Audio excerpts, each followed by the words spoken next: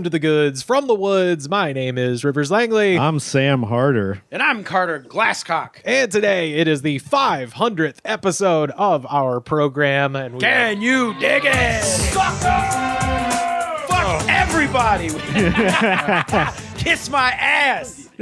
suck it from behind. All right. Fucking hit 500 episodes before The Simpsons. Did we? Yeah, Hell they're yeah. about. I just read they're about to hit theirs, and I was like, Come on. idiots. Fucking low achievers. Yeah, Jesus. Yeah. They probably don't work that hard. It's probably all AI.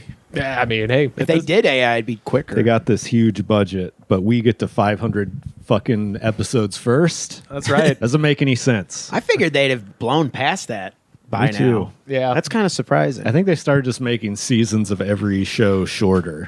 Yeah, every season is like 6 episodes now. We should do that. We should release 6 episodes of this podcast a year. Ooh, Yeah. Man. But they have to be like, 6 hours long each. A lot of production value. Yeah. I mean, these have a lot of production value too. That's true. Never let it be said. Sorry if I'm like intermittently burping. I just had a shit ton of wings. I feel Just had a saucy. Had I a- probably ate about 10, Yeah. maybe more. had a good old wing stop chow down. So shout out to the wing stop that is now frankly too close to the house. We've got one right up the street. There's one walking distance from my house now too. Oh, I'm investing. up. I'm investing in larger pants. Larger pants, stretchy pants. I just bought some stretchy pants from the Instagram. That's what I'm Hey, wearing. You bought Instagram pants. I bought Instagram pants, and they've got like kind of a Native sort of a South American- Africa, South American sort of. I was gonna say You it's got a kinda- Native American pocket lining. Yeah, sort of an Andean. It really connects me where I should be, which is Machu Picchu. How much, Right, yeah. How much did they cost? I think they were $70. Oh my god, They're so- dude! dude, they're Social media got you by the balls. I mean, that's- quite that's- literally, yeah. snugly. Isn't that Absolutely. like the going rate for pants though? I mean, for Instapants, yeah. For nice pants. For nice Arizona-based touch 'em? Instapants, please feel them. They're like not, Ooh. they're like Just real. pretend I'm a TSA agent. Yeah, as yeah, I yeah. Touch your leg. Look at the lining. The It's got lining is a different texture. I'm telling That's you, pretty it's nice. got the lining. I mean, I'm Those ready. are nice pants. I'm ready for winter. I gotta say, That's $70 well spent. I think. think so too. It's And you can flip them out, and then you got like fucking like Big Lebowski gaucho pants. exactly. Yeah. Yeah, exactly. So Did you watch the commercial for the pants? And No, did I you like just- the commercial? No, it was just pictures. I was scrolling on Instagram, and I was like, honestly, the lining was what kind of did it. I was like, oh, I like the.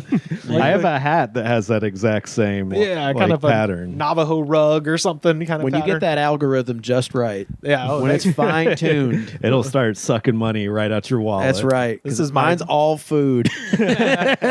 This is my second Instagram pant I've bought just this year. So Wow. Okay. got some camo shorts for the summer, and now I got these charcoal gray. I believe they're called Hoth joggers. That was the other thing the Star Wars reference got me. Oh wow, Hoth Hoth joggers. joggers. I was like, well, you got me. My, Got me my figured shit's out. only fucking shitty ass stand up comedy videos. I don't spend any time actually looking at Instagram. I'll look at the stories, but Mine's like antidepressants, food, actor bullshit, stand-ups, and like one thing I liked 3 years ago. Oh, that's yeah. like, hey, that guy's been making that same kind of video for 3 fucking years. Mine has turned into I don't know when this happened, but bee removal. Bee I've seen removal. those. Dude, I've seen those. Bee Okay. removal. Yeah, it's just these people in Florida who go in, and it's like some horrifying thing where like it's like, oh, we're going in a kid's playhouse, and there's just toys everywhere and 5 million bees. And they go in and try to take them out, and it's always funny because there's this one where it's a couple, and I think they're based out of Florida, and the lady goes in, but she isn't always fully in the beekeeper suit. She's like, well, these don't seem that aggressive, so I'm just going to put on just the veil. And then goes in and she's surprised when they start stinging the shit out of her legs. She's like, oh my God, they're aggressive. They're fucking bees, man. I hate anyone who's cool with bees. Yeah, it's- I know they're so important to the world, Yeah. but man, you don't trust bees. I mean, You don't like let them cover your face and be like, they're friendly. give me a beekeeper suit and I fear no bee, but like not fucking, I'm not, raw dogging a beehive. That's I'd fucking still be crazy. scared. I don't know. I saw Jackass where they were wearing the bee suit and were still getting stung. Do you right, remember yeah. that part? Yeah. I'm not. After I saw that, I was like, I can't believe the bee suits don't work. I know. I thought they were 100%. Yeah. It's like Yeah. nothing's 100% guaranteed in this bees world. can still get in your. And then when they're in the fucking suit, you're really fucked. What are you gonna do? When they're in like the crevices of like Of your ugh. ass, If your just ass and, stinging like, your balls. Yeah, like in your over and gooch. over again. Ugh, getting stung, like getting anaphylactic shock from getting stung in the gooch. There's like the wholesome bee people who are like all about removal. And then there's this other group out of Arizona who's just like, fuck bees. And they're just like killing them and shit.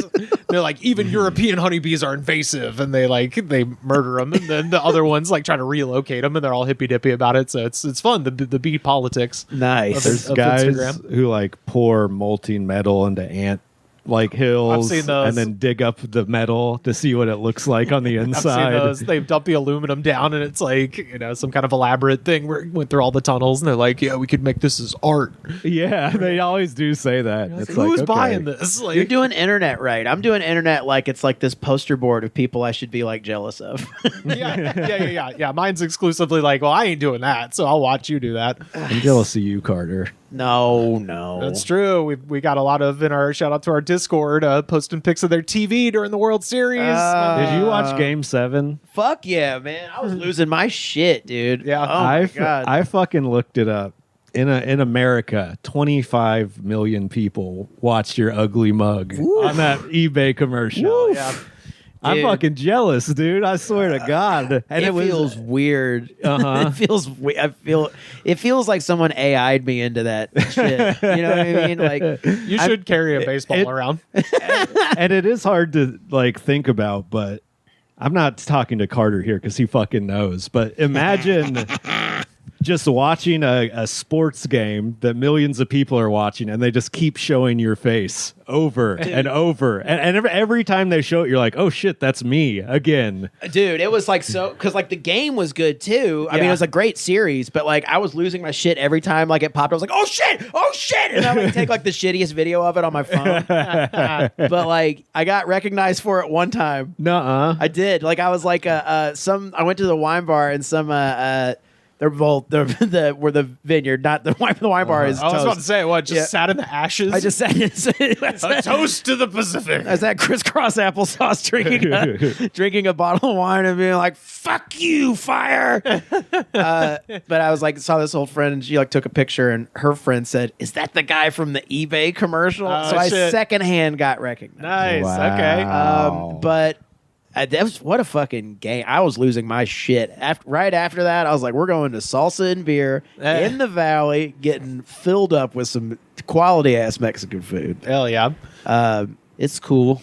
Yeah. Everyone in my family is like, this is like the biggest thing I've ever, the most proud they've ever been of me for anything. I mean, you're arguably more visibility than someone who stars in some TV show on Netflix or something. More people saw you than like a random Netflix show that was mid-popular. That's possible. But when you see a commercial like that, you're immediately like, you make a snap judgment like, oh, fuck that guy. And like at least 10 million people thought that. And the funny thing is I was actually looking up comments about commercials, Haters, yours dude. specifically. No one's hating on you. No. Fuck yeah, dude. It's what they're hating on? They're treating the kid like he's real. Yeah, They're yeah. being like, this fucking kid's so entitled. Like the comments that are negative are all people being like, man, kids are such brats nowadays. It's so fucking weird. He was the nicest kid in the world. No, his character though is an asshole. Yeah, it's like, the whole thing is very anti Gen A, even not even Gen Z. Yeah. It's him and the kid from Adolescence. They really fucking don't like. The only ones that were negative were the ones that say this guy looks like he would leave the house wearing two different shoes. That's right. Yeah. Which is, of course, which is you shout out fucks, to yeah. you guys. Yeah. Which I appreciate that. yeah. Boy, I can't believe I did that. And someone said he looks like he's got a good Ray Liotta impression. Yeah, I so saw that. I think that was Mampy who said that. Yeah, I believe so. Yeah, no, that's nice. Yeah, no, I Seth was like, yeah, I read one comment where they hated it. I was like, don't tell me about this shit. I don't It's want a to know. commercial. They're supposed to hate it. Yeah. If you like a commercial, commercial. Something's wrong with you. I like this because my friend is on TV. Yeah, that's why I like it. Oh yeah, no. But I was like, it'd be good content for the show if we could find some crazy people writing some crazy stuff. And it's just crazy people who think it's a real commercial or think it's a real thing that happened. I would like to read it. I would be very curious to read some negative feedback. Okay. I have it up on my phone right now. About me, not about anyone else in it. Oh, Jesus. Yeah. The director has little to no knowledge of sports. That's the criticism from this person. Oh, no. What? Foul balls happen. Yeah. This is the dumbest ad I've seen in a while, not going to lie. You give up the game ball to a kid to then buy it back for probably thousands of dollars from said kid. People think it's real. Yeah. That's why Trump is president right now. People watch this eBay commercial and they're like, damn, this is a good documentary. I can't believe they made this 15 seconds long. I can't believe that really happened to that guy. Yeah. Who clearly loves sports a lot. Right. Okay, so here's one. He looks so much like a guy I was in high school with, Michael Talbot, who went on to star as Stanley Swiddick in Miami Vice and had a part in Carrie as well. Hey, That's literally love that's it. one of the only ones that mentions you at all. Yeah. They hate the kids so now much. I'm like insulted. I'm like, the thing's about fucking me. I know I'm giving character actor. That's what I'm going for. And one of the guys, a fan of the podcast, just wrote a crazy YouTube comment. Oh, please. And I know this because he was also the Carter leaves house with two shoes guy.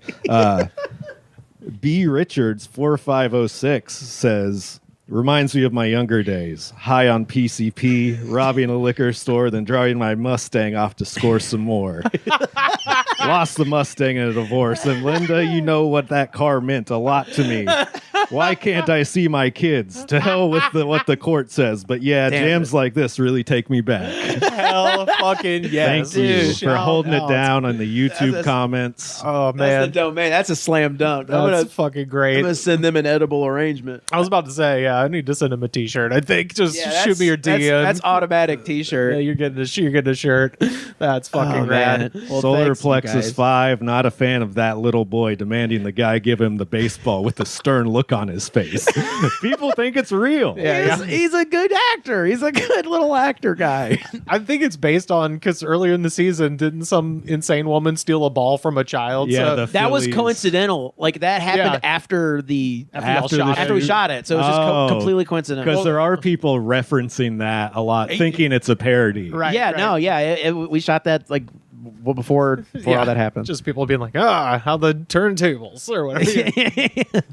It's just people with brainworms being like, it all syncs up. Yeah. This is why I don't go to baseball games anymore. If I caught it outright, then it's mine. That kid cannot hold his hand out there all day, but he's not going to get the ball unless there's money in that hand. Fuck yes. And like every other live sporting event, it ain't going to be cheap. Democracy is overrated.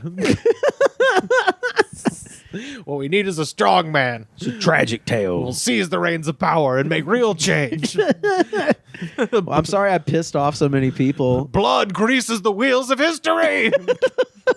I guess there is an implication that these people think you are a bitch for being nice Yeah. to the child. I think there's like an implication that I'm a pussy and I back down. Yeah. You should have fought the kid. Well, that's just good casting because I would have done that for sure. I'm not a confrontational person. I mean, you'd have to. I wouldn't give the kid the ball if it was some fucking fancy ass championship ball. Hell no. If it was just some random ball, sure. Who cares? I mean, look, just knowing that me, Yamamoto, and Otani pretty much won the World Series by ourselves. Absolutely. Yeah. 'Cause, they did play it. Absolutely. During some they, pretty they were decisive they were there. Great series. Great series, guys. Great Thank week you. of October baseball. But they were I'll let wearing Shohei know, yeah. they were wearing hats and helmets though. Only one of them had full face the whole time. Yeah, that's right. That's right. Yeah. Jesus Christ. And I wasn't trying to get hit by the ball. I was giving it away. Yeah, that's right. He's doing a good thing. And shout out to our Canadian listeners.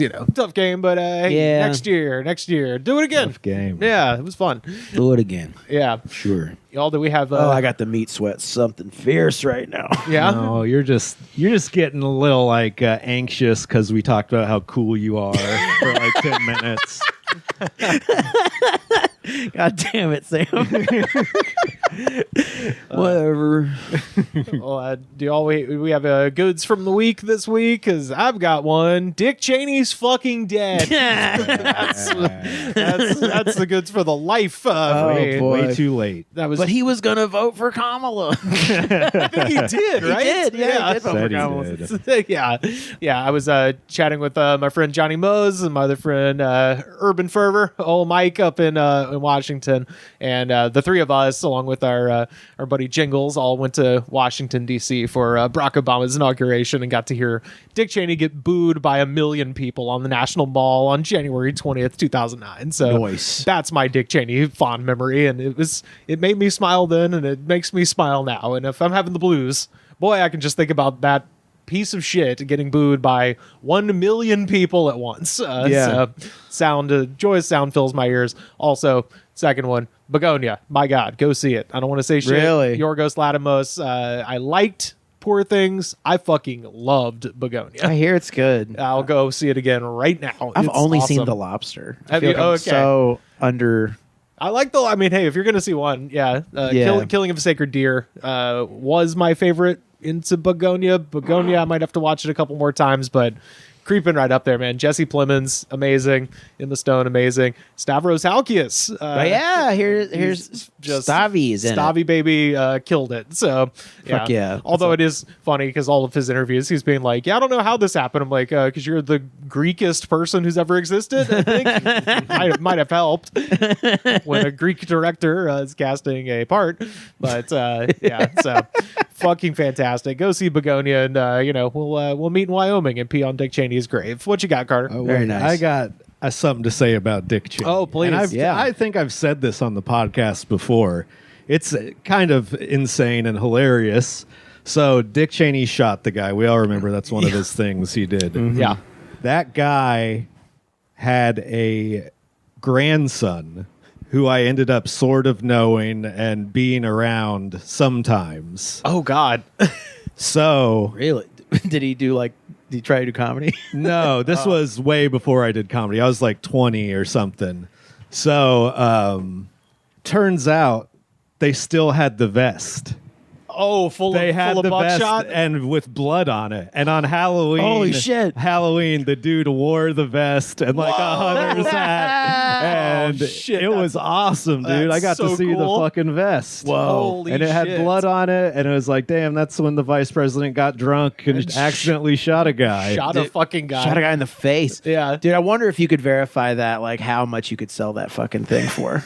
I mean, it should be in a museum, about to say, technically. yeah. Technically, that is museum worthy. For the most powerful vice president ever. His blood-soaked fucking... That's the indexed Indiana Jones. It belongs in Yeah. the museum. Yeah. Well, yeah, unfortunately, it's not Dick Cheney's blood. It's whoever that... I mean, whoever his shot, grandfather, who had to have been an asshole to be hanging out with Dick Cheney. And particularly Yeah. for that activity, which was quail hunting on a ranch in Texas, where they just released the fattest quails ever, so white fucking fat idiots could just shoot a bird on the ground that can't run from them. So. He's getting worse. Straight up, that's literally what it was. Yeah, Harry Whittington is his name. I looked that guy up just now. So yeah, Yeah, I met that guy, and he had the vest. And I saw the vest. I touched the vest. so cool. Everyone thought it was hilarious. I would How could too. you not think it was hilarious? Even the guy who, because he lived. So the Yeah. Yeah, that's right, he grandson lived, had yeah. some humor about it. Yeah, was it like that Halloween, like after it happened, kind of a thing, or you just said you just wore it? Yeah, I mean, it was, I don't remember how long after. It was within a couple years of it happening. Okay, God, that's cool. Yeah, it was badass. Yeah, That is truly badass. hell yeah. What you got, Carter? I mean, mine's pretty clear. what happened to me this week, I guess. I don't know. Let's see. All right. Well, No, there's you're allowed to say the Game 7. Yeah. And it really just the whole series, right? yeah, I had a commercial that ran throughout the whole World Series. And now it's on football games. Is it still running? Yeah, It has to they be. AI'd the baseball and turned it into a football. Then I hand the football off to the kid. But in this one, you punch the kid in the face. Well, Get they your just- revenge. By popular request. They just it's not like a sports specific commercial necessarily, because Yeah. I was seeing it on football before I was seeing it on baseball. I was hoping they would keep running it. They're going to. They have no reason not to. It's cheaper to keep running it than make a new Cheaper to commercial. keep her, especially Yeah. when you're non-union.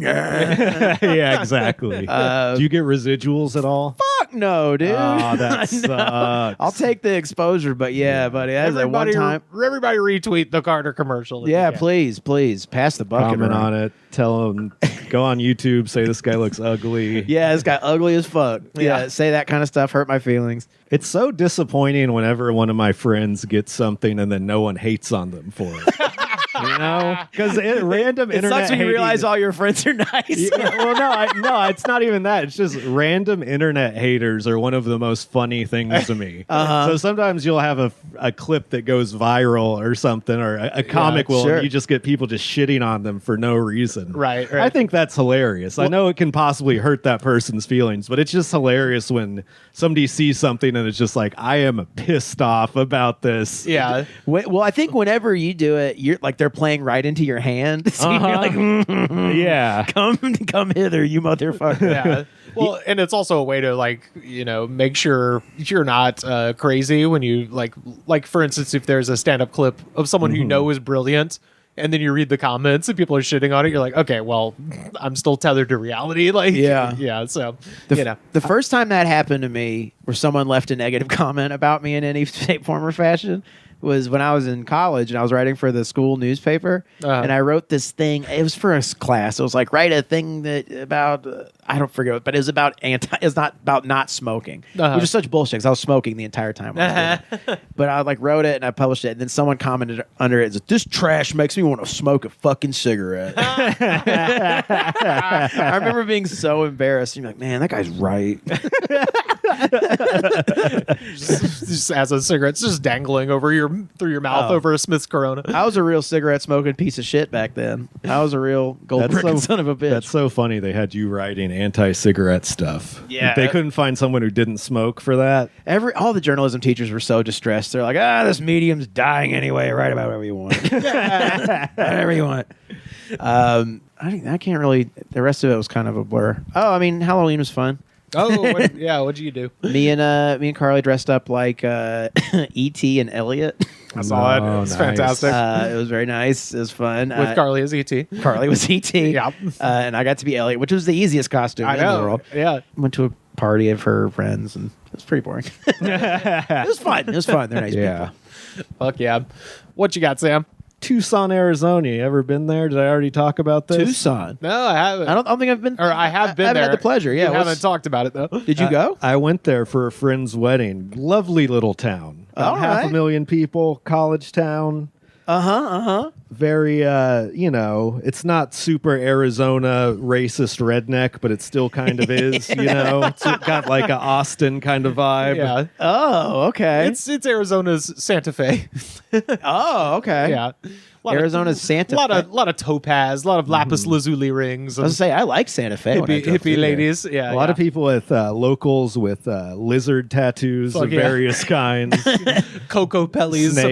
abound. Yeah. Are there any like national? Parks. National and, parks. Yeah, yeah. It's Saguaro. beautiful. It's Saguaro. absolutely, That's what I was wondering, It's yeah. beautiful out there. Saguaro It National truly Park. is. Oh wow, that's cool. So how was the wedding? It was fun. It was at the Dillinger courtroom at the Pima County Courthouse, Ooh. where it's called that because that's where the Dillinger trial was. Okay. They have outside the courtroom is a little mini museum of propaganda where they have like old handcuffs and old batons, and they have a flashlight that says DUI flashlight on it. Oh wow. That's the one that, and They it's can this- only use that one. it's the same courtroom where they tried, I think, Johnny Depp for some vehicle-related crime, Clark Gable for some vehicle-related crime. For having the worst breath of all time. Yeah.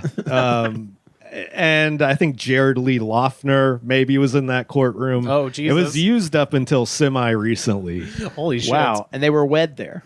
Yeah, you can rent it out. It's no longer a functional courtroom. That whole courthouse is basically a museum of sorts. I think there still is an office area, but Yeah, it's you can rent it out. I sat in the jury box for the wedding. I'll say a little birdie told me, or maybe you did on the last episode I was on, that you did stand up at this one? No, thankfully. He bullshitted me about that. Oof. At first, he was like, I want you to do stand up. And then when they were introducing people, they like never told me beforehand.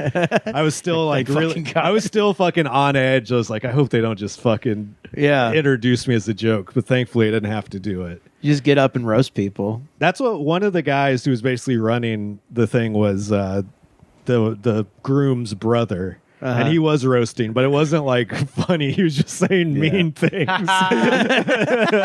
Love it. He called his brother stupid. He called his other brother, I forget. He was being like, he was trying to be funny, but he didn't have the chops, I guess, necessarily. He was just doing roasts. It wasn't a roast comedy. It was just hurtful. But then, I gotta say, a brother-in-law or just a brother bringing a wedding to a screeching halt is my favorite type of cringe. Yeah, it was funny. Because you're not involved. You're just watching. You're like, oh. And a dude had just given a speech where he was like tearing up, talking about how much he loved the groom and all this. Yeah. And then he goes enough up, of that pussy shit. Yeah. And then he goes up to introduce his other brother. And it's like, all right, so here's the dumbest lawyer I know. This guy's and then it was just complete silence. This man is weak, and I hate him. It's my brother. And it's Fuck funny 'cause you. he was clearly being... He loses on this day. Yeah. He was trying to be like sarcastic or ironic, but it just came off crazy because, no one was expecting that. In the pecking order, he is last. Now, who wants to fight outside? He is an idiot. He will never be successful. He stole from me. He will steal from you. Yeah. Can I have another beer? Can I get another? Check out Tucson if you get the chance. Oh my I didn't God. get to do comedy there. I have done it there before, but didn't get to do it this time. Stayed at a Ramada Inn. Very nice. All right. Very nice. Very nice. Arizona is very pretty. Oh, yeah. It's driven through it on the way out to California way, and it was gorgeous. Yeah. I did stand up in Phoenix and then just drove to Tucson just because I wanted to see Saguaro National Park, and yeah, it was incredible. Me and Carly randomly went to Scottsdale one year for Christmas. Lovely. All right. Just for no reason. We were just like, never been to Scottsdale. How was it? It was fine. It was like, It was fine. It was part of Phoenix. It was part of Phoenix. It was like, and I like when we got, I didn't even question it. And then when we got there, I was like, what? Why did we go to Scottsdale? Are you here to kill me? And she was like, she's like, a bunch of like rich people in Chicago go to Scottsdale apparently. It's Well, like it's one of those snowbird Yeah, towns. it's a snowbird. Yeah. Tucson is too. Yeah. So she was like, I just wanted to see what was. It's like a big golfing town. So I was like, all right. Okay. Did you guys golf? No. Big golfing town though. So we were just like, well, we're gonna hang out at this hotel bar though, and be like, I'm from L.A. They're like, fuck you. Yeah, fuck you. Go back. I did like how we got in a Uber at one point. It was one of those new style cars as a digital screen, and his background, it was an old Vietnam vet. He had the hat, and his background of the screen just said "fuck ICE." Hell And I was yeah. like, so Hey. this place is legit. That's not that's what's just up. asshole Arizonas who would be like, I hate it, California, Yeah. shit like that. Tucson was cool. There's some cool shit that's come out of Arizona. Jimmy Eat World. Yeah, there were some Blossom. Tucson bands, I think. The Grand Canyon? The Grand Canyon. Hello. Yeah. Also, I went and saw the Back to the Future 40th anniversary 4D Oh, shit. re-release. Nice. Fun. In the Man, the D box? In the D box, Got thrown around? They shake the shit out of you. When that car goes back in time, your fucking seat Man. rails your asshole. I bet that knocked some farts loose from the crowd. It is one of those things where you're like, you have to go here with the mindset of like, I can't eat too much before. I possibly have to do some stretching. Yeah. But yeah, good film. Good film in 4DX on the big screen. Oh, classic. You've probably never seen it on the big screen before. I don't think I have, actually, no. Yeah, why would you don't get the chance to? Yeah. Damn. My girlfriend loves the movie, so we went. Oh, that's nice. Great movie. Almost There's a bunch of perfect. little kids in the theater. was borderline annoying at some points. Gosh, you hope they just get tossed around. But it's also hard to be like, it's so distracting when the kid's talking, when you're getting thrown back and forth by a seat. Like, that's not like way more distracting. Whatever. We're all at that age where we have a bunch of friends who have kids now. Yeah. I think all of us do at this point. A couple. And every time I see kids in like a movie theater or an airplane, I'm like, made the right call. Yeah, I know.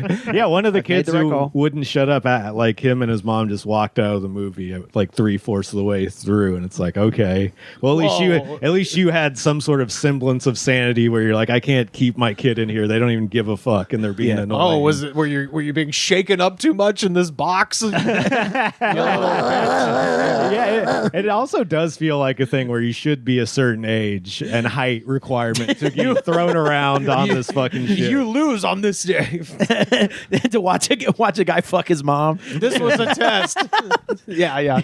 Well, the funny part is I remember that being the joke. The mom really wants to fuck him. He kind of is like always trying to like, pivot away. So there's that one part where he's like, but you're high. You're so high. Which is so gross. It's a weird movie. It's weird.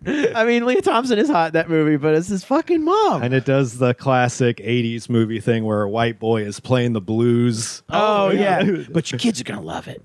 Yeah. God. Oh, man. Yeah, it's one of the most offensive scenes maybe ever. Chuck, it's Marvin. Your cousin, Marvin Barry. You know that new sound you looking for? Well, listen to this. So he was influenced by Chuck Berry, who then went back to the future and stole it from Chuck Berry. Who influenced himself via... So Chuck Berry kind of sucked his own dick and influenced himself. Yeah, which, if you've seen the tapes from his restaurant, that's probably okay with him. Yeah. Chuck Berry, a freak. I mean, ain't nothing wrong with a little PP.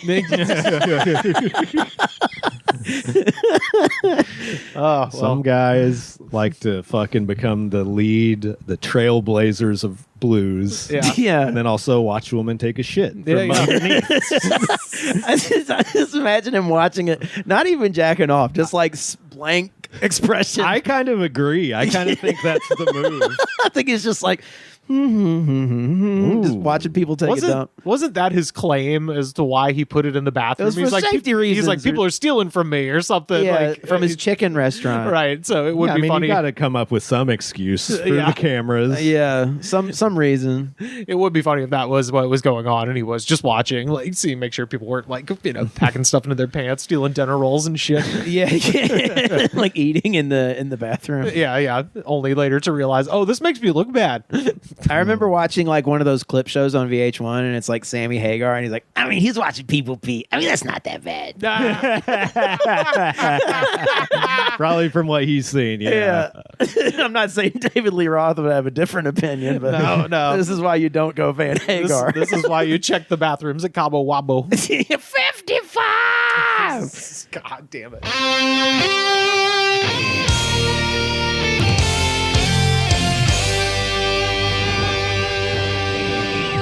I mean, watching people pee, it's not so bad, right?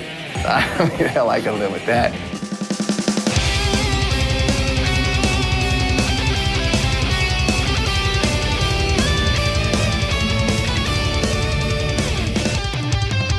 Speaking of pee, y'all, I'm getting a little thirsty. I'm getting thirsty. You want us to pee in our, Let's make pee some in your mouth, I guess. Yum, yummy. I got pee in my tummy. Yeah, 500th episode. We're doing it big.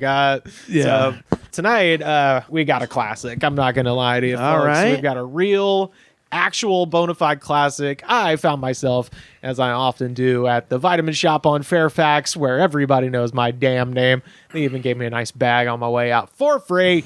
But that's a callback right there. oh yeah, because I bought so many, Sam. If you understand that callback, Carter doesn't. I don't even think Carter was here for that episode. I don't. No, I was. Yeah. What does that mean? they got nice bags over there. They basically give you like tote. reusable bags for when you buy something there, when you buy enough stuff. Yeah. So Wow. the first time Rivers went, he thought they just gave it to him because he's awesome. Yeah. Basically, he thought he like impressed them or something, and they like threw it in for free. And then he went back and realized that just happens every time. You know what? Come back here for a second, dude. You're fucking awesome. Here, take this. Have you been in here before?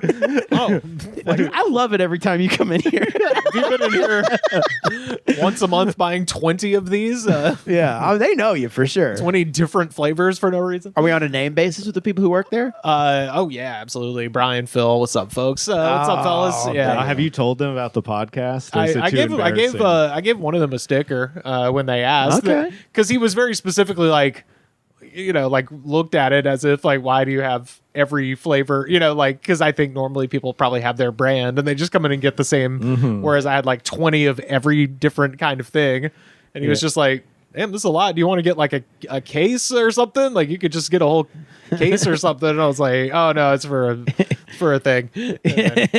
Don't tell me what to fucking do. Yeah. You could get a case. Fine, no, I can't. I can't. He was like, oh, if you get 2 of those rises or whatever, you can, get a 2 for $3 deal. And I was like, yeah. Hey, do I come to your job and slap the dick out of your mouth? No. Yeah.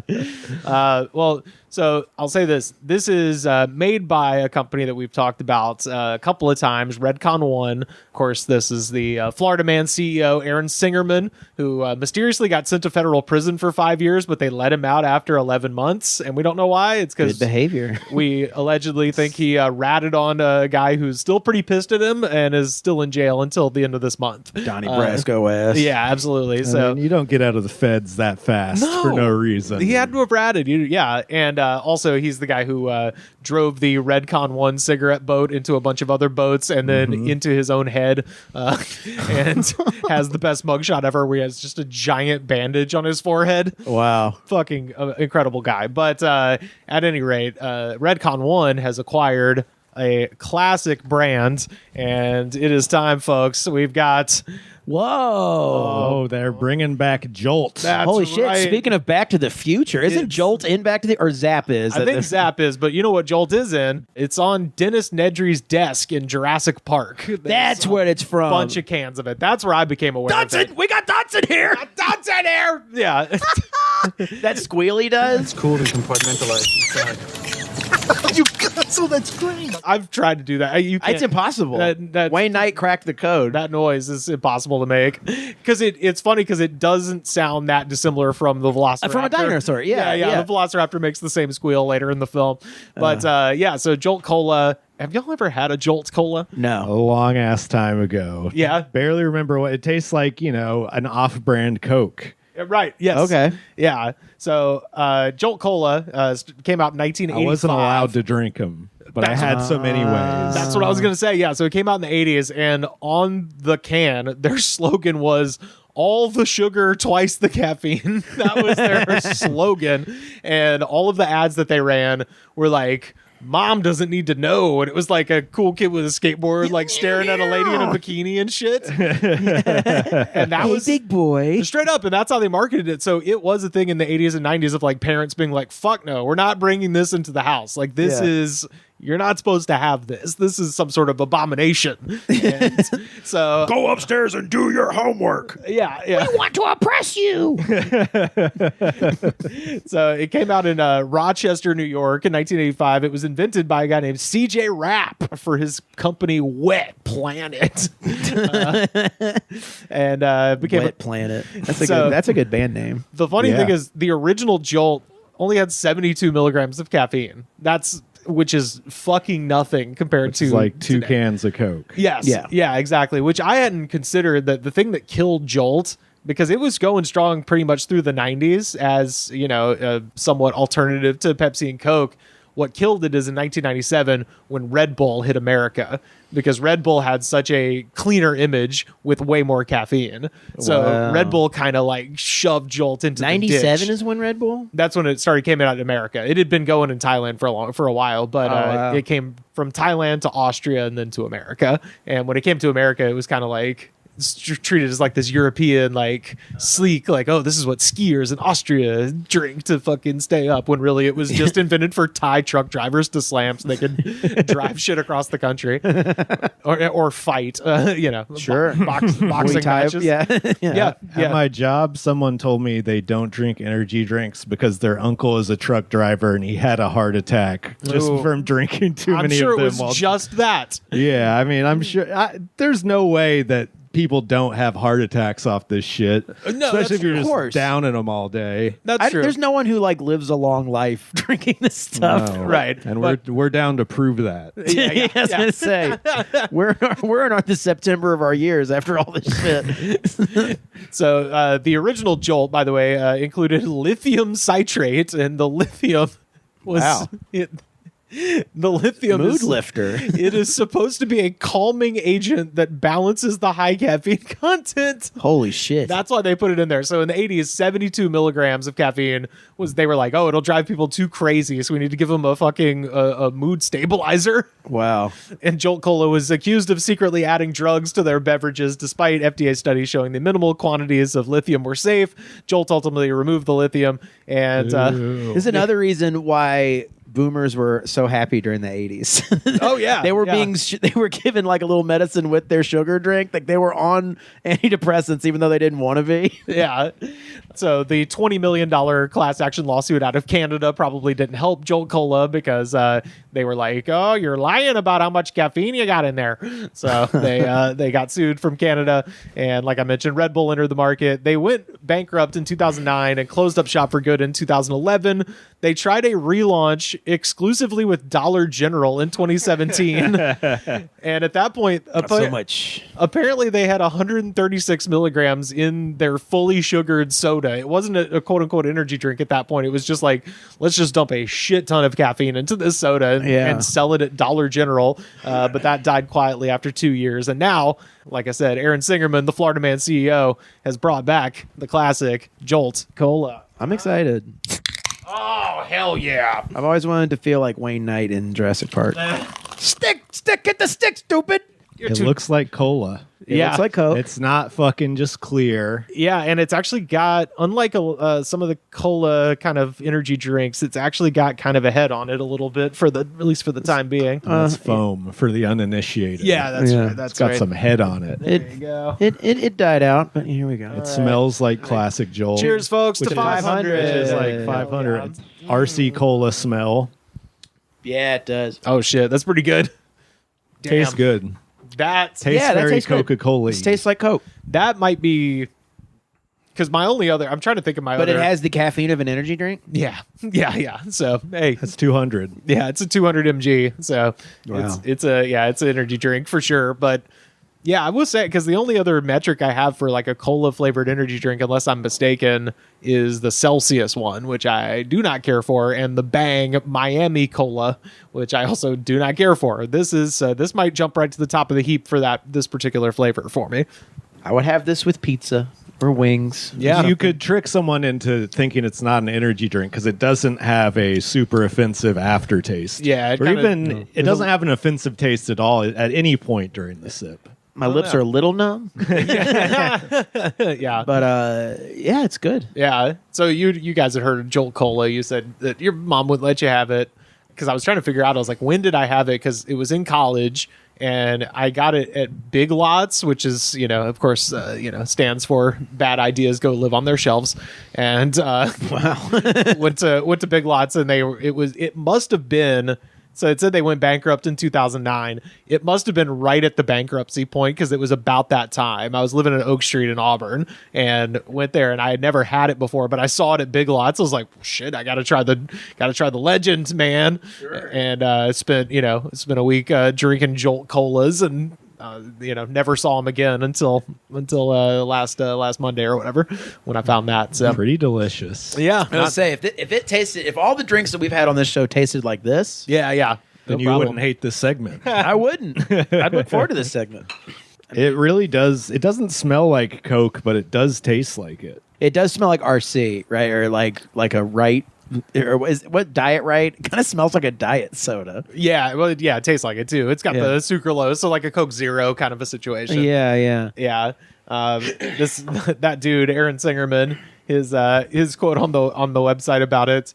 First of all, they said that they were trying. I guess he just acquired the right to the name, and they had tried to go on eBay and find old cans of Jolt Cola to like redo the flavor. Mm-hmm. And there was some guy quoted in BevNet, which is the website for this shit, and he was like, yeah, surprisingly, we couldn't really get much of flavor out of a 30-year-old can that we found on eBay.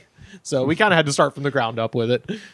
Yeah, like, really, you don't say. That's understandable. I mean, it seems like a lot of effort was put into making this seem cola-like. Yeah, yeah, definitely. It's almost endearing how much they wanted it to be the original Jolt. Yeah. They're like, we need to do research and development. We can't just make a cola. That'd be crazy. People won't recognize the old soda that they love. So wait, would you say that Surge was like the Sprite version of Jolt?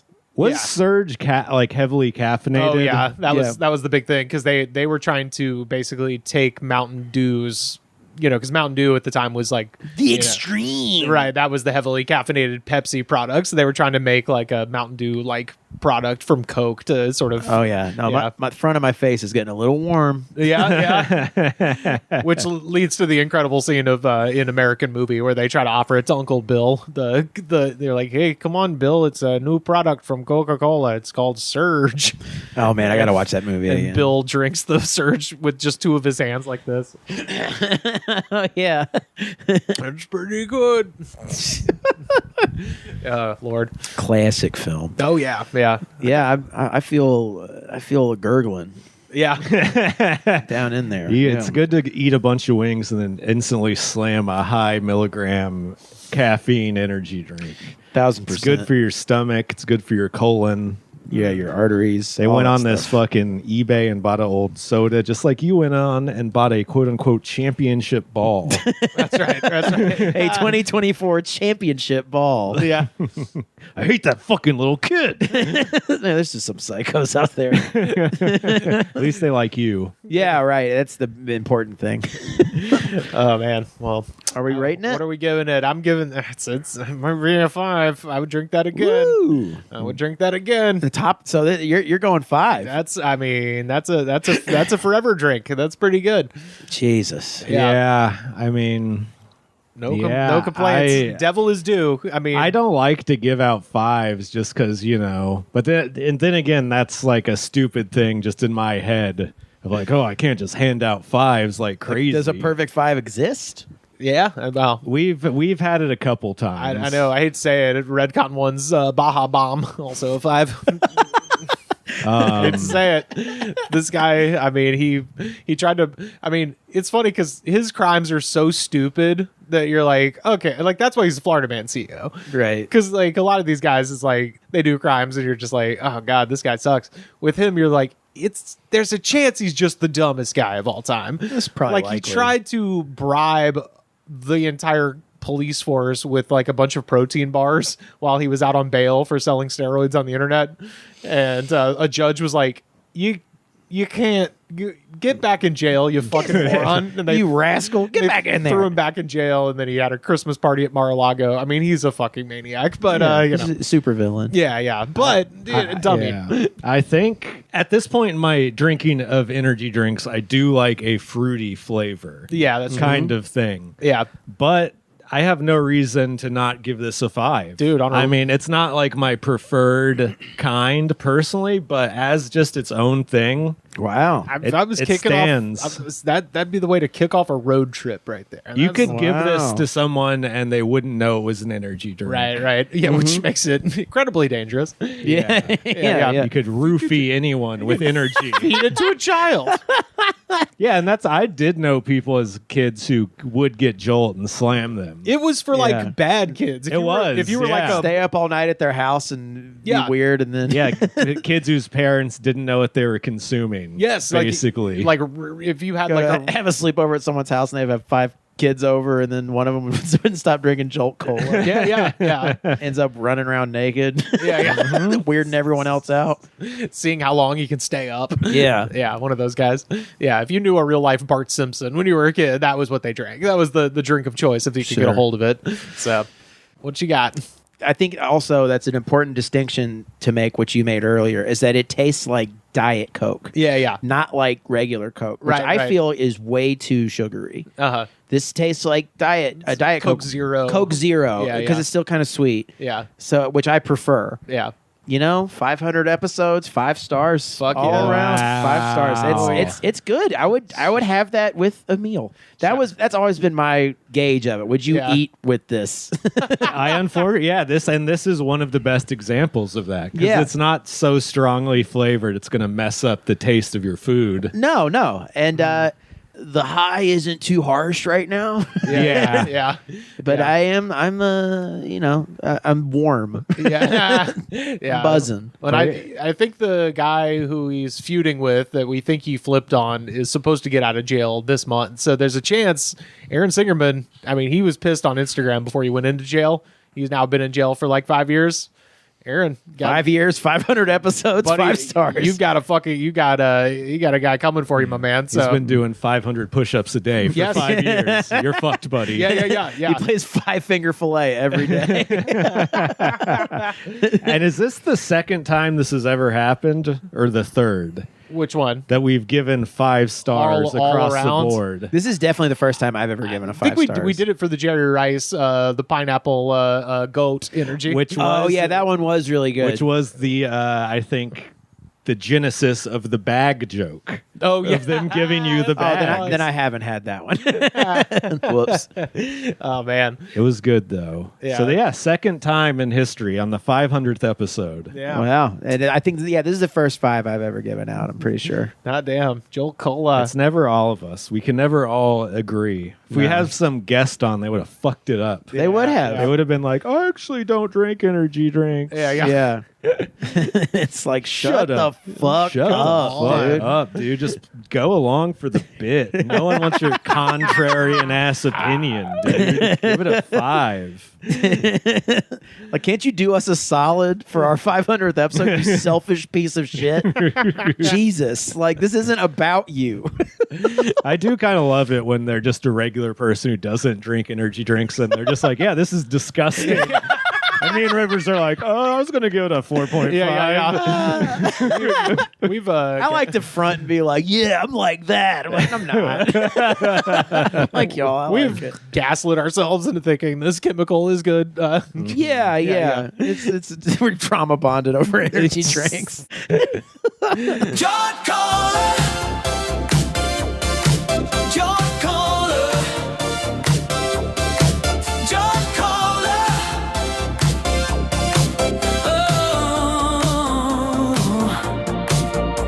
Florida man CEO. He's a wild, wild dream. Crashing boats, taking empty, and he's a king of the scene. Selling steroids online. It's a twisted spree. But he's got a cola for you and me. JOLT Cola, JOLT Cola. Feel the buzz taking over. JOLT Cola, JOLT Cola, JOLT Cola. No lithium, just pure supernova. JOLT Cola. Y'all, we reached out to our listeners on the Discord, linktree.com/thegoodspod, and asked if they had any questions for episode 500, and we got some. I'd like to go down the list, and we'll just go ahead and answer these. So first up, this is our friend Chris Murphy, listening in Pennsylvania, wants to know, what are the best type of woods, or the best goods to come from the woods?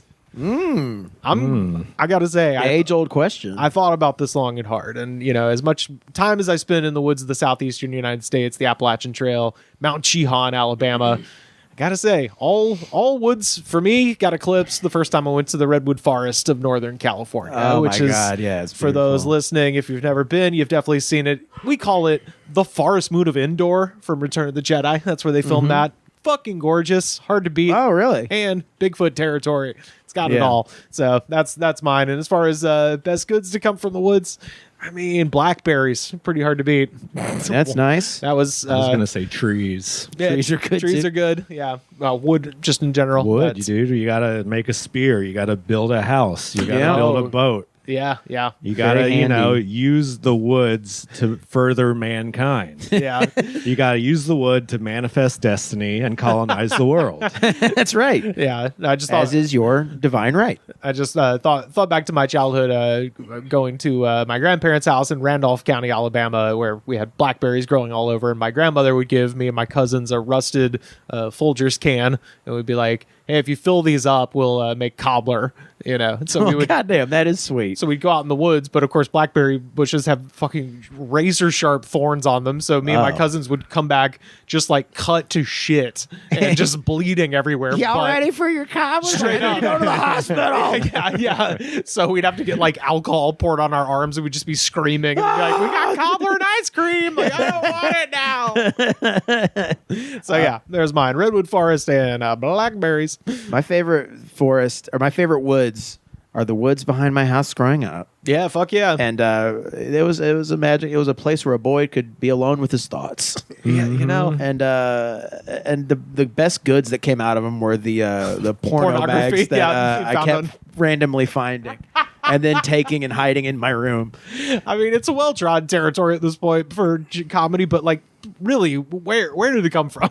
I mean, It's because people used to not Someone- be able to keep porn in their house. They were too ashamed. someone found their dad's Yeah. like text pornography and stole it from because dad can't say shit about it. He's not gonna be like, who took my porn?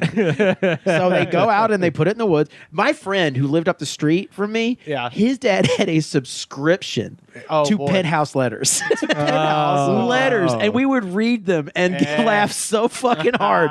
And I could never look at his dad the same way. I ever never again. believed this would happen to me. It was we'd read them and laugh, and we'd probably both had boners. And but yeah, no, finding porn in the woods. It is an age-old comedy thing, but that's truly real. the goods. It's fucking. You have to. I don't think it happens anymore. Yeah, that's. I mean, no, not now with phones. Yeah. you can look at porn on your phone. Right. There's no reason. Now for it you'll go but- see like little one-time use lube packets and condoms. You Yeah. don't see porn. Yeah. Or like 6-pack rings or shit like that. Yeah. Doing bad kid stuff out Yeah, in the exactly. woods. That's the best part of the woods that comes out of the woods is bad kid stuff. Bad kid stuff. Yeah. A place where no parents, Light shit no on fire. adults. Yeah. Cigarette packs, lighters. Oh yeah, that was the big one for us. WD-40 cans with the making flamethrowers. Hell yeah, Oh yeah. burning toys. Yeah. It's like Fox. Wolf tracks. just fighting wolves in general. Yeah, just Being timber taken wolf- by them. Yeah, winter wolves have come to rip men to shreds. We all remember those. Yeah, no, that's a good question. And Yeah. it gets to the core of the issue. And Rivers has a pure heart, and I was reduced to filth when I was very young. What about you, Sam? Yeah, It's got to be also woods near my house growing Yeah. up. Those are the ones where I had the most fun. power cuts. Rivers is Yeah. correct about the redwoods being fucking beautiful. Yeah. Absolutely beautiful. Probably the I was best, just in Tucson. I mean, it's the desert, but if you imagine those cacti were trees, holy Yeah. shit, that would be a forest. Yeah, There's so goddamn. many of them everywhere. They call it the cactus forest over there. Yeah. Good. They should. Yeah. They motherfucking should. I mean, I've yet to meet a woods I didn't like, and the woods Yeah, I like near all woods. my house weren't even good. It's like cedar trees that weren't even like the small ones, and Yeah, like some elm and shit. It wasn't even like anything super nice. yeah, Yeah. yeah. You get a nice tree. I like the Angeles National Forest. I like to go It's hike not out there. bad. Not bad. And- Good for a and lose- drive. Great for a drive, and you lose phone service and scare the shit out of Carly for a couple hours. That's nice. She gets scared. She gets scared. She's like, "Where are you?" And I was like, "I was hiking. I was hiking on drugs." Did you have your location on for her? No. Find me in the ravine, baby. Find me in the ravine. If I go, I go. So Mampers has one for Carter and then just one for all of us. So who's Carter's favorite impression to do? clearly, I think it's Ray Liotta. That's the favorite. Yeah. I mean, I think it's the best, but is it? It's the easiest one to kind of do. That kind of just falls out of my mouth. Yeah. Okay. I don't know. I try to do a lot of different ones. Yeah. It always kind of comes up at different times. I still think just the effortless Ryan Reynolds that came out during the Chimmy Bang Bang segment with Ben Sawyer 2 summers ago. Chimmy Bang Bangs. Chimmy Bang Bangs. I still think about it all. Chimmy Bang Bangs. I wish that menu item was still a Jack in the Box because it's the funniest thing ever. The impressions here, like, I think I can get kind of mean with them because it's like people I know who no one else knows. Do Seth. Okay, here's the thing. All right. Okay, we've had enough fun. Okay, I've done that in front of him many times. Yeah. I mean, it's close. Yeah. It's fucking, it's there. Yeah, well, you know, that's the thing about being a director, okay? And then there's like Chris, you know, he's like, I'm serious. It's fucking crazy. Crofton. People are fucking nuts. I'm not playing. I'm not kidding. My personal favorite, Don Vito. Yeah, your BAM's good. Yeah, the BAM is amazing. there's that one. It always feels kind of bad because he's like sober and he's not He's sober. kind of got his and- life together. Yeah, you kind of feel like you're punching down. Don Vito's dead, so you can just beat him. I just also he's a pedophile, man. I'm a damn dead horse. I don't know. I tried to make a Anything list. anything you get to do with your like jowls is so Yeah, funny. it's also Yeah. like jowly stuff and nasal stuff. Yeah. The Howard Stern, of course. Oh my God, Robin. So there's this girl over. She had the best breasts I've ever seen in my life. I mean, what a body! Like she is a body made for porno. Oh my God. That's E Entertainment. Howard Stern. It's amazing. Yeah. That was the last. Although Matt Friends cornered the market on Howard Stern impressions. Hey, I don't care. That was, as I've said before, the last good day, maybe ever, was like the week before COVID of you, me, and Joe K and Kevin Anderson just sitting in Waz man. Golden Hen Chinese restaurant down the street and dying for an hour straight. Let me ask you something. Do you like sex? Do you enjoy having sex? Just My God, a body for porno. Look at that. fucking great. It's, What an ass. What an ass. What breasts. I think because literally COVID started the next week. I was like, I think that was it. I think I died at that meal. And everything afterwards has just been just bullshit. But Oh my God. I should have read that. I would have tried to make some more for him. I don't know. I'll think of some later. But yeah, then the other one from Mampers. Who would your ultimate guest be? Past or present, living or dead? That's It'd kind have of to a be question for you. George Washington, right? Totally. What's your Living or fucking dead, huh? deal? Living or dead? Let's go with Genghis Khan. Dude, Genghis Khan's not bad. Yeah. He's seen some shit. He's seen some shit. He did some shit. He sharpened trees and then just impaled hundreds of men on trees. So he knows about woods. I mean, he knows some shit about woods. Absolutely. Yeah. Yeah. I'd say Gandhi would be a good one. Get him to drink an energy drink. Yeah, there we go. Yeah. No, you know. I try to think of because he says The late Rip Torn. Oh, that's the cuts from the woods. Holy shit. wait, that's Rip Taylor. Oh, well, yeah. Whoops. I forgot. Rip Torn is Daddy. Come Would on. you like some sausage? Come on and fuck your daddy, Gordon. Come on, Gordon. We're not hosting an intergalactic kegger down here. What if we had Bam Margera on? Would we all just? He did a what is it called? Cameo for us. I that's know, right. but that's that's someone paying him to do it. I'm That's just true. saying, if he agreed, do you think? I think I would. I would just bitch out and not make fun of him at all, and just try to be nice to him. Yeah, of course. I yeah. couldn't bring myself to be mean to Bam, even though I kind of make fun of him all the time whenever Yeah, I yeah. see his clips. I do just want to be like, what happened when you fought your brother in the woods behind your house? Speaking of woods behind the house, yeah. Oh yeah, you attacked Jess again. Castle Bam. Yeah. Oh shit. Yeah, I don't know. It's hard to say. Yeah, it's a tough one. Donald Trump. Yeah, there we go. Yeah, I wish we could join the legion of shitheads who platformed him. Absolutely. Yeah, JD Vance, 1000%. I wish we could interview JD Vance. Jesus. He seems so funny. He dressed up like the memes for Halloween. Shit. Yeah, dick face. I'd say Jesus. If we could interview Jesus, that would be cool. Dom wants to know if you had to wrestle your predecessors, who would win? So, meaning Dr. Pat and Mr. Goodnight. Hey, whoop my ass. I think Sam would stand a chance. Pat had some athletic background of some sort. Yeah, didn't he? He played like soccer or something. I think he did like maybe some karate type shit as well. Yeah, I'd go with Pat probably. Yeah. I think he's probably in the best shape out of all of us. I don't think anybody who's ever been on the show could probably beat Pat Reilly, whether he would say so or not. I don't know. I feel like Goodnight's got some hidden sauce. strength, Yeah, that's true. But shout out to those guys too. Dang. Yeah. We Call them. Get them on the phone. we did. They're coming up in a minute. Oh, nice. Okay, Yeah. great. Speaking of the Grand Canyon, we had to go to the Grand Canyon at sundown and summon Mr. Goodnight, but we did it. It's coming up later, folks. Very nice. Yeah, but it's I would not win. yeah, Whatever. I don't feel confident. I don't want to wrestle them. Yeah. Maybe in a WWE style. Yeah, a there we go. scripted match. I'd take both of them on. Sure. I feel like Pat's kind of scrappy.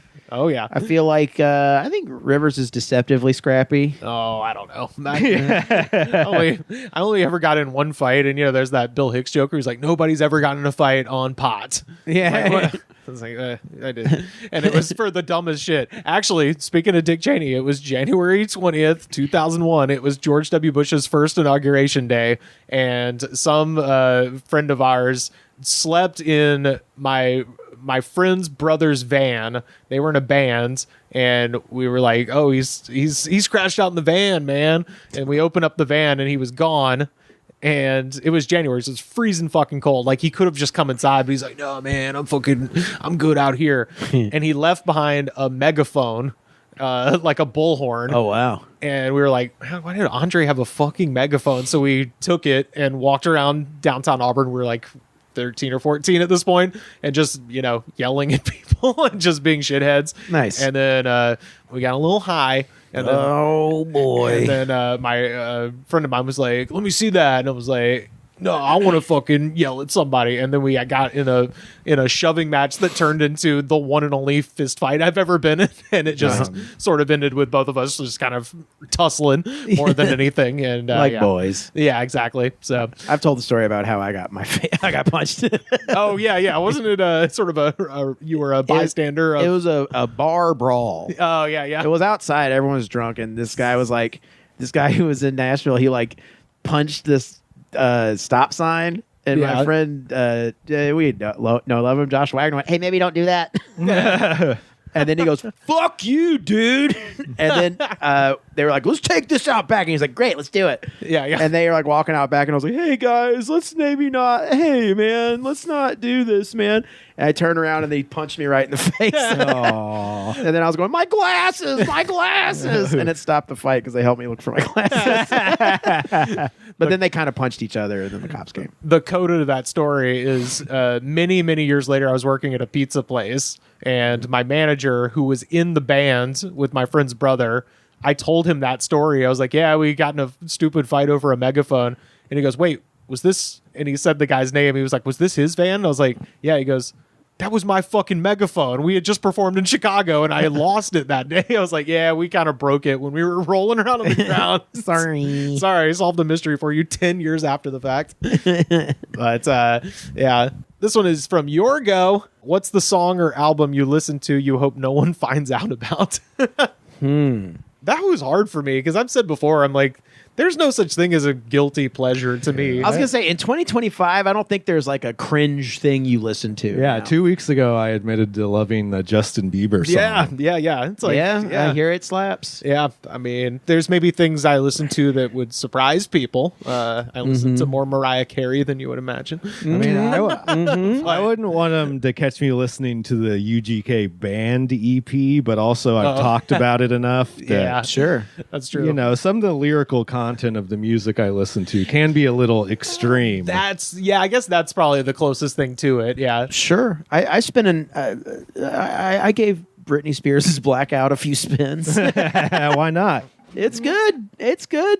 You know, I nostalgically listened to Billy Ray Cyrus's "Some Gave All." Oh, whoa. It's terrible, but it was the first guy I ever saw live was Billy Ray Cyrus. When you said that, for a split second, I thought you were talking about a homosexual Tennessee Volunteers fan.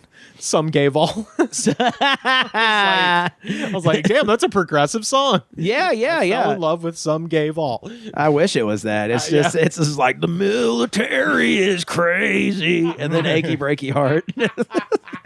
Yeah, it's bad. I'm trying to think of other guilty pleasures. I don't know. Nicki Minaj Super Bass. Oh, hey. Okay. That's a catchy tune. Yeah.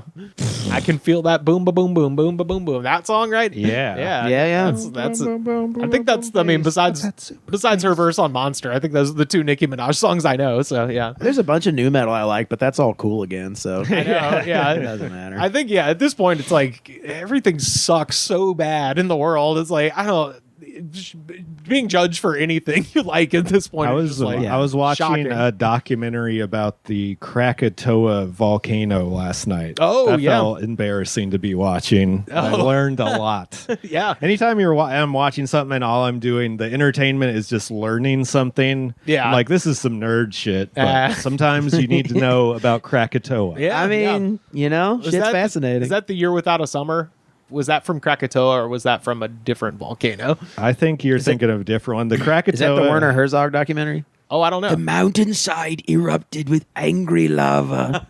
Well, in like 18 something, Krakatoa was the loudest recorded That's what sound it is. ever. Okay. Yeah. But in like 500 something AD, it went off. Yeah. Some theorize it changed the course of the world because of how much ash and sulfur it put off. Right. Possibly gave rise to the bubonic plague. Dark Ages and shit like that. Holy shit. Yeah. It's pretty wild. Then was that the same mountain? I think it was, right? Yeah. Yeah. It's in Indonesia. Yeah. Damn. But don't worry, I was watching the documentary and it only said the two most active chances for it to happen again are both in the United States and one is in California. So that felt good. Lassen volcano. Yeah, I mean, between that and the big one, you just gotta soak in the good times. Yeah. At least we don't got no hurricanes out here. Though. Yeah. We sir. just got a volcano that would kill, more everyone. people than a And hurricane. horrifying fires. Instantly. This one is from this one's from the Ginge. Who do you want Rivers to replace you with in a couple of years? Shit. Oh, these guys Shane, you can go. take Shane Bianchi. You can take my Shane spot. Bianchi. Oh, he's got his own thing going. I Listen to know, his he's got podcast with Cooper Lyden. They got their Folks. own thing. Yeah. Seth. You replace me with Seth. Oh yeah, Seth would be he's a good guest. He's the most frequent guest. Yeah, we he- should shout him out. Yeah. Yeah, he is like the number one guest. Yeah, I think Most it's, appearances. I think it's actually He's like almost kind of done host duties a little bit. Didn't he beat Joe Raines? I think it goes Kyle Clark and then Seth, Joe Raines, Joe K, I believe is the power ranking. So Okay. for most frequent guests. So Well, for mine's easy. I would have Seth replace me, but it's up to you. You're the hey, you're I'm the not- head cheese. I'm not letting anybody go. Ah. Yeah. Who would you have replace you, Sam? I don't know. I mean, I guess you got to just get whoever's still living across the hall, right? AJ. No, I don't know. Bring Justin in here, maybe. Yeah, Tag- Justin. Yeah, he's yeah. a good guest. Yeah, might have him coming in a couple weeks for a very special episode. Yeah, I don't know. I never really thought. I don't think about post goods. No, Yeah. Post Sam Goods. I think. me neither. Neither do I. Yeah. Who else would be good on this? I mean, other than the people who are on it all the time. That's the thing, and that kind of goes to like that question about like who's the ultimate guest, and then they included past or present. There are people who I consider kind of like podcast utility players, where I'm just like that person can easily slot in. So I will say, from my coworkers who would listen to the show, they would always be like, "I love every episode that Anna Valenzuela's on." oh yeah. See, that's So- like Anna, Brandy, like it's pretty obvious, like based on the people we book. Or I'm just like, if I'm booking someone, I'm like, this is a stress-free, like, this person's going to show up and have shit to say and be funny and, whatever. So, pick one of those, So, Yeah. Bill Maher. Bill Maher would be a good one. Oh, my God. I want to talk to Bill Maher so fucking bad. I don't know. All the ones I want to replace me, they moved to Austin. So Yeah, David Lucas. Red Band. Who's Red God. Band? Brian Redband. Oh yeah, that guy. Yeah. Last one here. This is from our friend Jacob listening in Birmingham. He wants to know, what did you want to be when you grew up? Cutting deep. To the Jolt Cola thing. I wanted to be a fucking paleontologist. Wow. As soon as I found out what dinosaurs were, I was like, how do I get into that? When you saw Sam Neill in Jurassic Park, you're like, I'm gonna be that guy. That's the crazy thing, is it was before that. It was before that movie came out. Like, I've always said, Jurassic Park, it was like God answered a prayer I didn't know I was praying. Like, I was already into dinosaurs, and then this amazing thing happened in my life where I was like, fuck, what? So, yeah, absolutely. I was absolutely wanting to be Alan Grant. Man, you live so close to the tar pits. I do. Could make that shit happen, dude. Oh, I mean, I take people out there every day. We'd be talking about oil domes and subduction zones and the late Cretaceous and, the Pacific plate slipping under the American plate, all that stuff. When I was in college, they made you, even though my degree was, I was a, Bachelor of the Arts, they did make you take a science. And so I was like, which one has the least math? And my advisor said geology. So I do have a weird, somewhat familiarity based on 3 geology classes I took. But nice. Yeah. So that's easy answer for that. Other than that, I don't know, Batman. Yeah. The job I ever remember thinking I wanted was professional wrestler. Yeah. Back when I was, in 5th or 6th grade, not fully knowing wrestling is fake and it's like an entertainment job. Right. I want to be the guy who's badass and fighting and everyone's going crazy, But really, I think I just liked wrestling. Yeah. Yeah. After that, I was such a fat kid. I remember thinking being a long haul trucker could be cool. All right. Because you aren't physically, you aren't working hard manual labor. You are working. You're right. And also, every time I had stopped off at like a truck stop diner, I had loved it. So I thought all these guys do is just sit and then eat great food and then travel and they do. And they have heart attacks drinking energy I was about to drinks. say, yeah. Quote unquote drinking energy drinks. Yeah, I was nice to him about it. I wasn't like, are you sure your uncle wasn't doing fucking meth and coke? Yeah. Sure. Because I don't think every truck driver does that. Yeah, but I mean, I bet you had a heart attack fucking a lot lizard, huh? Yeah, there we go. Yeah, absolutely. What about you, Carter? What was your my childhood dream? growing up? What did you want to be? I wanted to be Han Solo. Yeah, that's a good one. I really wanted an to be astronaut. Yeah, I wanted that's a to good be one. like a space ranger guy. Yeah, I wanted to be the Terminator. I wanted to be fictional characters. I did want to be an actor, and that's Yeah, hey, be in movies. you I did did it. too, and that it's like pro wrestling. I wanted to be an actor when I thought the movie was just like, oh yeah, and then I get to be the Terminator. Right? Yeah, that's and the that's same my thing. life now. Yeah, it's like I get to just go around being Han Solo. That's my entire life. So I guess I wanted to be Harrison Ford when I was a kid. I didn't think about it too much. Yeah. It's just like I hated that question when I was a kid. I still hate it, and Yeah. that's real, which is Yeah. bad because I'm almost 40. Oh yeah. I should know. Oh yeah. It's always freaky when you meet a kid who's got a plan. Oh God, yeah, ew. Which no, I don't see. I won't say ooh because my cousin Kenny, his daughter, his oldest, is like 12, and it's Yeah. just like, I'm gonna go to business school for 2 years, and then I'm gonna go to culinary school for 2 years, and I think I want to be a baker, but I want to go to culinary school to make sure I want to be a baker, and then if I still want to be a baker, I'm gonna open up a bakery. And I'm like, that's incredible. Yeah, awesome, dude. And then she made the entire dessert table at Thanksgiving, and it was fucking incredible. I was like, Wow. do it. It just makes me feel like a piece of shit, basically. I'm like, hey, you When know you what? go into culinary school, they're going to offer you drugs. You're going to go into the walk-in, and somebody's going to be snorting coke. Well, that's why you go They're to going to go, you want some? You want this to be like the bear? Well, no, that's why you go to business school first. You're already good at coke when you get into Yeah, culinary that's school. true. Yeah, Everyone I know who went to school for just quote-unquote business was just a raging alcoholic. Yeah, right, drug fraternity, yeah. Yeah. You just think like, oh yeah, I want to do business. Yeah. What does that mean? I don't know. I don't know. Oh man, the papers are stacking 10 high. These papers, Yeah. business papers. Man. Yeah. How do you think I was hanging out with Dick Cheney shooting victim's grandson? They're studying for a business test. Who's laughing now? 500 episodes later. That's right. Yeah. Well, shout out to all of our listeners. Thank you. Yeah. Thank you for listening. If you've ever Seriously. listened once, Yeah. thank you. We really appreciate It's it. incredible. Thank you for the questions. If you got more questions or if you want to talk to us, linktree.com/thegoodspod. Hop on the Discord. That's the best way to reach us, or reach out on social media at thegoodspod. Sometimes the lights are all shining on me. Other times I can barely see. Lately, it's occurred to me. What a long, strange trip it's been.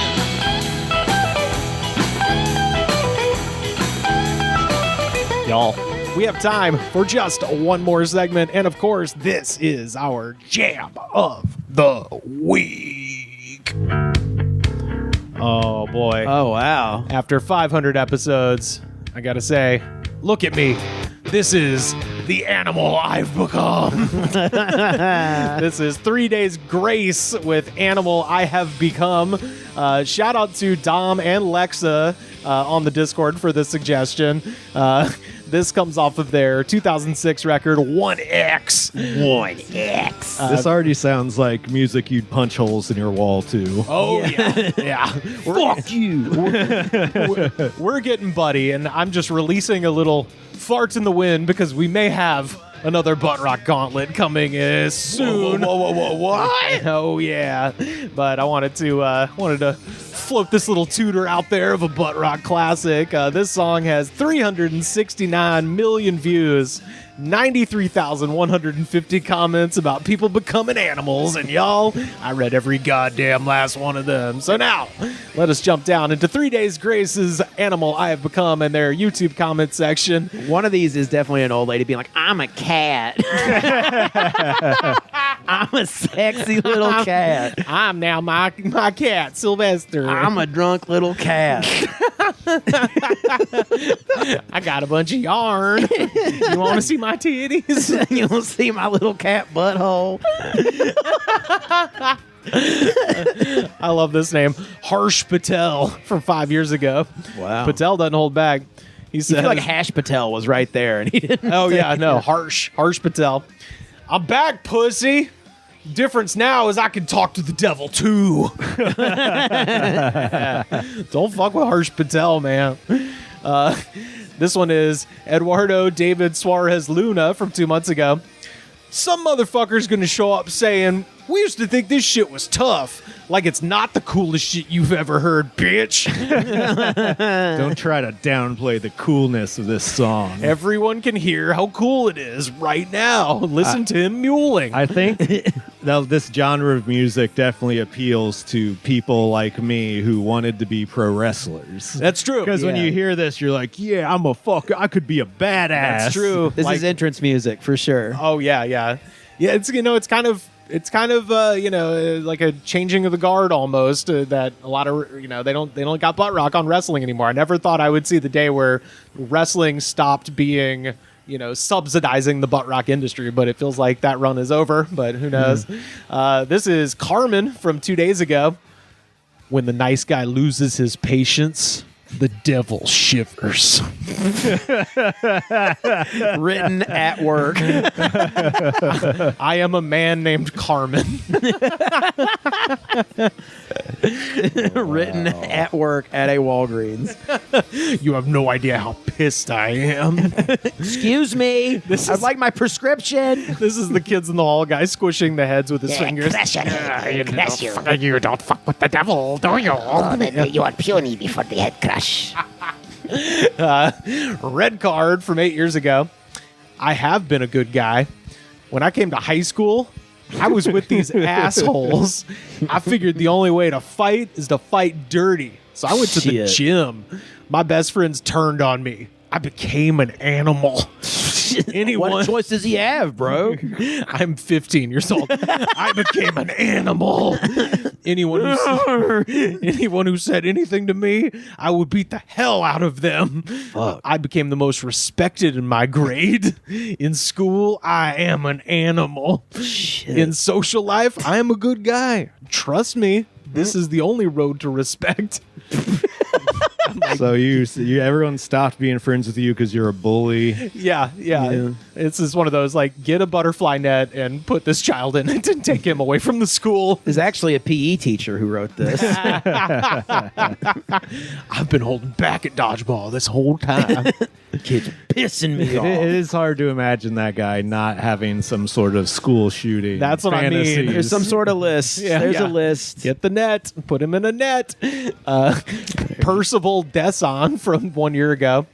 I'm a good-minded person, but I struggle now with the hate of our governments tricking us all. I hope we will come together and change it. This is a song that tells people what I would feel when Fart Biden came to power. I love Fart Biden. See a fart? He didn't say old fart, just Fart Biden. That's how much I hate you. Got him. Fart Biden. Yeah, Joe Biden, more like Fart Biden. Fart Biden. Right? Yeah. Now pass me the airplane glue. Fucking hate Joe Biden so much. Fart. Get on YouTube and fucking post about Joe Biden. Everyone's gonna know. Fart Biden. Stinky fart. Bioshock 2112. A video game guy and a Rush guy? Hell. Shit, dude. Be still my heart. 15 years ago. I hope the animals inside the motherfucking haters eat themselves alive. Whoa, dude. The animals inside the haters? I love it because this song's about the animal inside me, but I'm like, no, I don't play that shit. But the animals inside my haters, I hope it kills you, bro. I bet you a lot of the people commenting have tattoos of the Joker. Oh, yeah. Or Deadpool. There it is. The incel heroes. Florin Asian from 6 months ago. This song describes me perfectly. I have so much rage contained in me. I become a ferocious tiger when unleashed. Just like, again, this person is 48 years old. I was going to say 14, or yelling at their 14. mom. Yeah, I think it's funnier if they're really old and they're just, Toll booth operator. Yeah. Again, this is more head squishing. I'm a tiger. I have so much rage inside of me. I used to crush your head. Crush. Jake Croce, 14 years ago. I have lost all control and emotion because of my ex. And if I were her new guy, I wouldn't want to be him tomorrow. Says Jim Croce's son. Yeah. That's what I was thinking. Bad Leroy Brown's coming for your ass. Yeah, there's a lot of just direct threats in this one that are like kind of upsetting. Fucking my ex-girlfriend, she likes you more than me. Fuck that. Your new name's Fart. Fart Biden.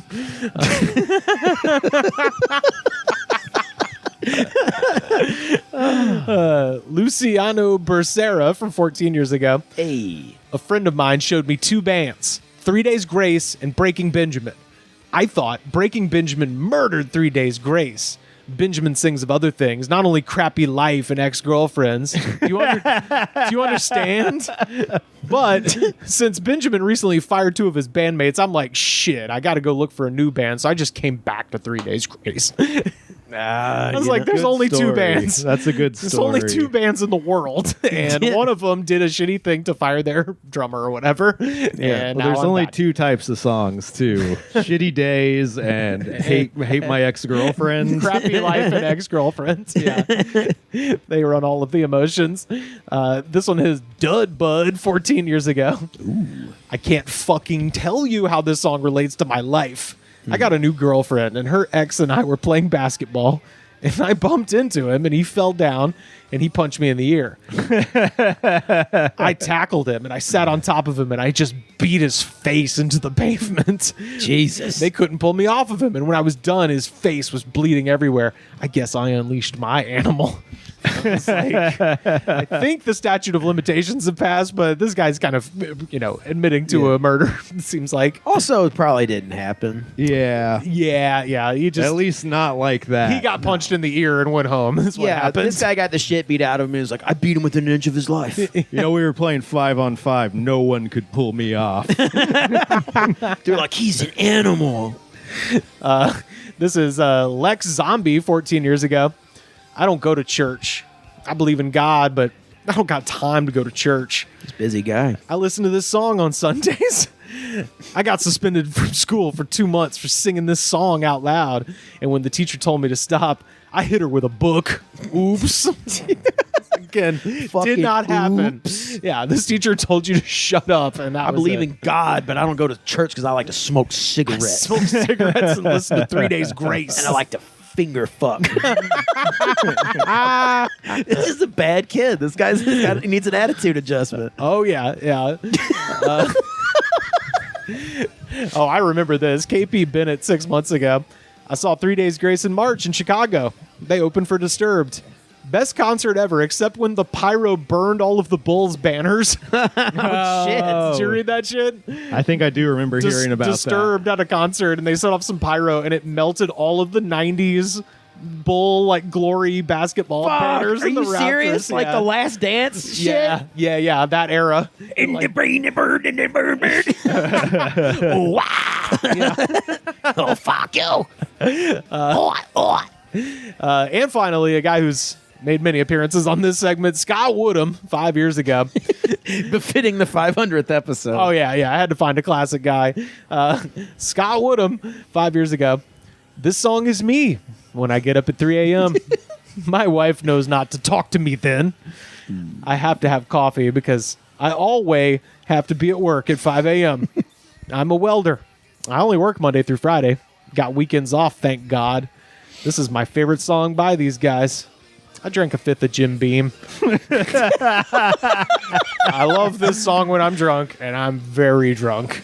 Wow. I never throw up after drinking a fifth. I used to, but I haven't in years.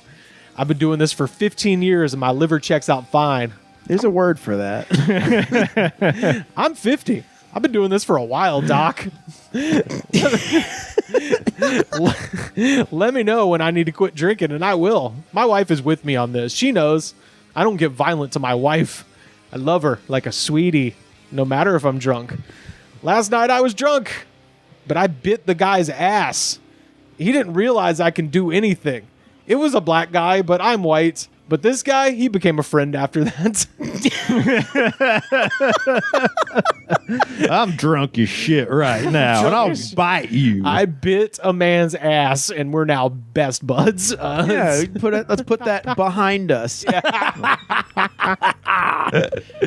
I think he maybe mean beat his ass, but he did write bit. So I went with that. He meant I ate his ass. Like I tossed his salad. Yeah. I ate him the fuck up.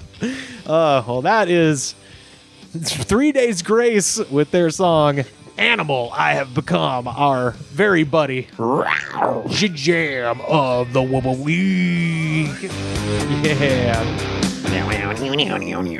Sam, where can people find you on the internet? Sam Harder 666, and it's at Instagram. Hell yeah. .com. Nice. Is that the website? I think that'll I don't work. know, it's Threads sometimes. I don't know. Find me.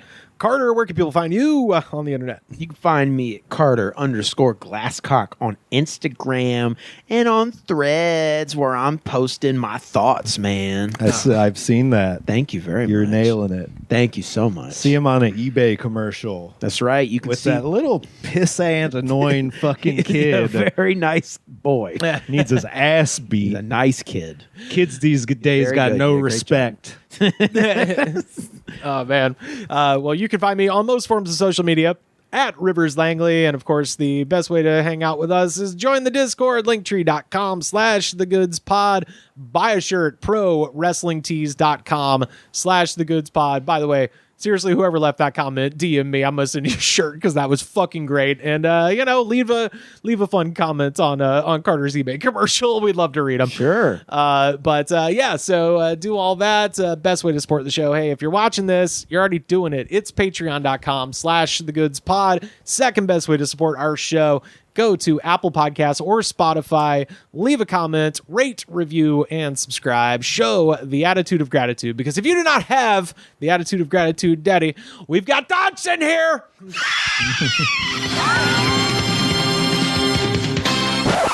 fix to start kicking ass, just like it said at the beginning of the program. Man of the hour, tower of power, too sweet to be sour. Sending your ass on the jabroni jet to the other side of the territory, brother. The Alabama Hammer. Nightmares on the best part of my day. The goods from the woods. Hot damn!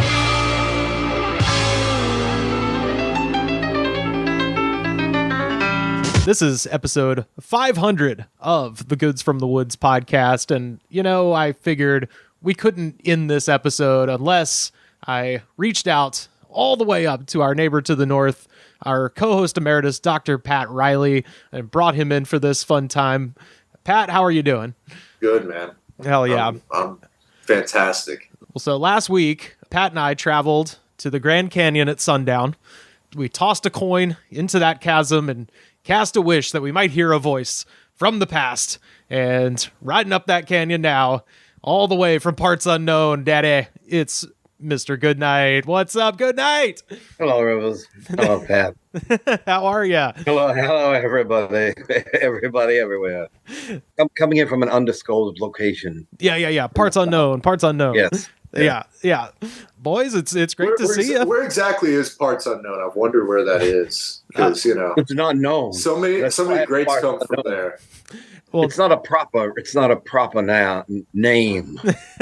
Well, some say it's the Palatine Hill. Some say it's the Grand Canyon at sundown. Who knows? Who's to say? Some say it's me. Yeah, that's right. Oh, yeah. But it could not be. This could be the Midnight Rider, for all you know. The Goodnight Rider. The Goodnight Rider. Oh, well, I guess start with Goodnight. What you been up to? We have that's the thing, me. I've been so deep on that. I can't talk about anything. I have to say this right now. I cannot reveal any classified information. Only know that I've just had to been so deep undercover and do things that would just rock the world if they were known.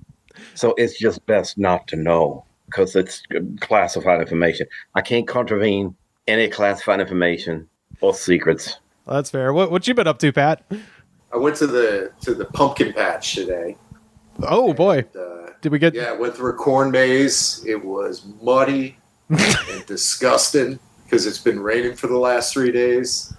People had the fine sense to bring their dogs in there, and they were some of the muddiest, nastiest looking dogs. We came back with about 7 pumpkins. Ma'am, can I raise a question? Yeah.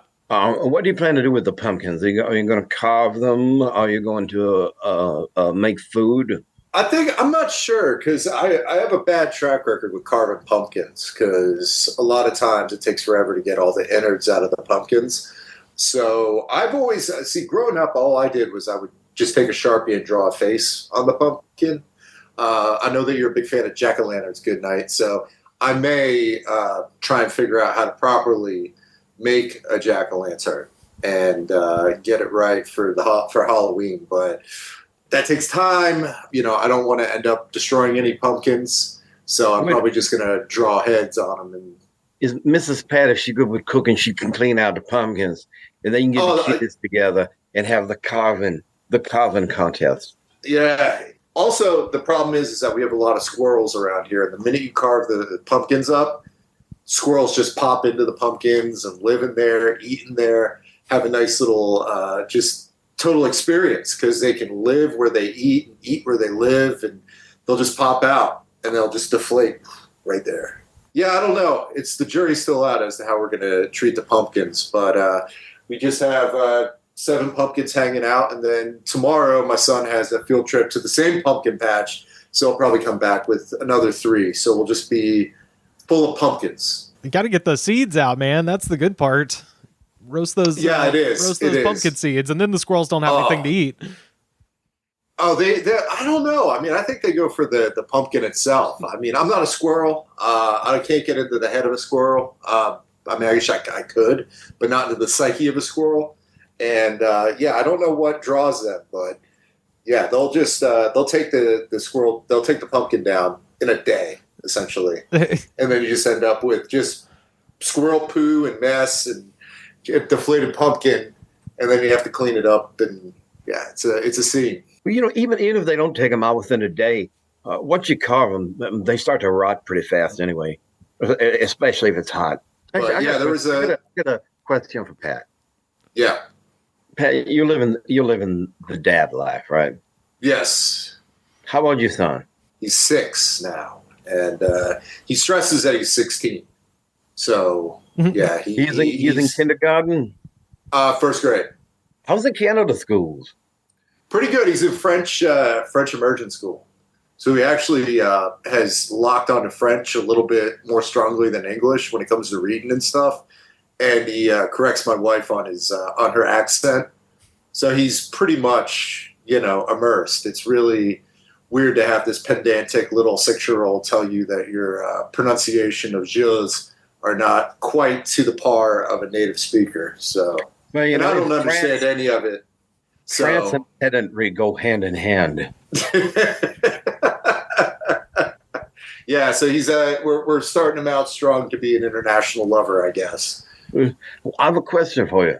What cartoons do you end up watching? Do you end up watching Bluey? He's heavy on Bluey, which is it's one of those shows that captures the struggle of parenting really well, but it sets a very strong, just an overly high bar of what parents need to do when it comes to playing along and creating games. Are you a Bluey watcher, Goodnight? Well, yes, I've seen Bluey. I was going to say, I actually think one of the reasons Bluey is so phenomenally popular right now, I think it's unseated Peppa Pig at this point with the little ones. It's a show that it definitely is one of those shows that parents watch. It's got stuff in it for parents. Yeah. You know what I mean? I do. But the one thing that I am very happy about is that he had some flirtations with Caillou.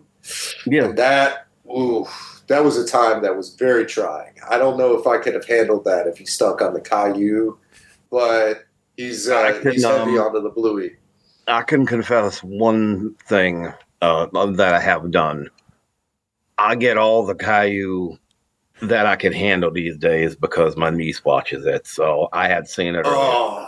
Are you explaining deep Caillou lore to her and stuff like that? No, there's new ones. Oh, okay. There's new ones now. She doesn't like the classic Caillou. She's just doing the new ones. That one the best, but she's seen all of them. Yeah, I like to watch the classics. Do the new ones still have the woman that sounds like she's 128 years old narrating? They don't have as old sounding a narrator as that. Okay. Why they had that woman? Why? I didn't see this when it was on PBS because PBS edited out some of the stuff from the original Canadian broadcast. But the early Caillou had these wraparound bumpers with this lady reading the kids a story. And she'd be like, "No, we're going to read about the time that Caillou walked around the block." And they cut these out when they showed them on PBS and things like that. But that's why it had that old woman narrator. I actually at first thought the narrator was supposed to be the grandmother because they sound alike. Yeah, I mean, of course, this is something that'll really resonate with the listeners, and I know Rivers can really chime in on this. But on the show Caillou, they had this woman on there that sounded like literally they found the oldest woman that they could possibly find, or the oldest sounding woman they could possibly find. That just the way she talks, it sounds like that she's just in this sort of zone where she's just imagining this stuff and her brain is just crazy. She'll go and be like, "And then Caillou went to the store, and here's the story about when Caillou went to the store."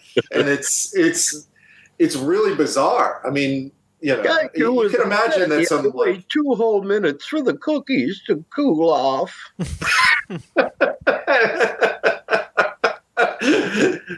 What else you been watching recently? Goodnight. Anything? Any developments in children's TV besides Caillou and Bluey? Well, I wondered if Pat had seen some of these. I've seen a lot of Peppa Pig. Obviously, that was a big thing. I know. I know Daniel Tiger all too well, better than I did before now. Yeah. This is a weird one because it's y'all maybe know who Blippy is. Oh yeah, Blippy. I know the bad sandwich. Okay. But, if you get a parent around kids, you don't know who Blippy is, and the first time you see him, you think he shouldn't be around kids, but he's a good guy. We're vouching. He just comes off that way. But I like Blippy. I don't mean to say that about him. So Blippy is this guy who people have Googled. They can look this up. He had some earlier trips in the world of content creation that are a little bit scatological, I guess I could say. Yeah, I know. So so he's kind of we all. He's the Tyler, mistakes. The creator of children's programming. So he shifted into going into making videos for kids, and he's this guy who has this weird voice, and we're going to the fire station, and he wears like an outfit, and he does like songs about fire trucks and garbage trucks and all that sort of stuff. And can I do my Blippy? Can I do my Blippy? Yes, please. Woo, woo, woo, woo, woo, woo, woo. This looks like a bottle.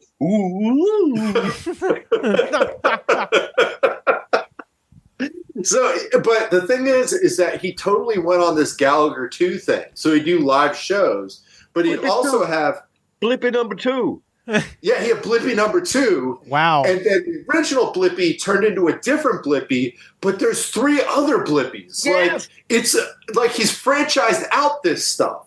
So it's like, amazing. It's like the Blue Man Group. Like he's got one in Vegas and one on the road. Yeah. Holy shit. Yeah. And and you remember Blippy got the female co-host Mika. Mika number 2 is kind of hot.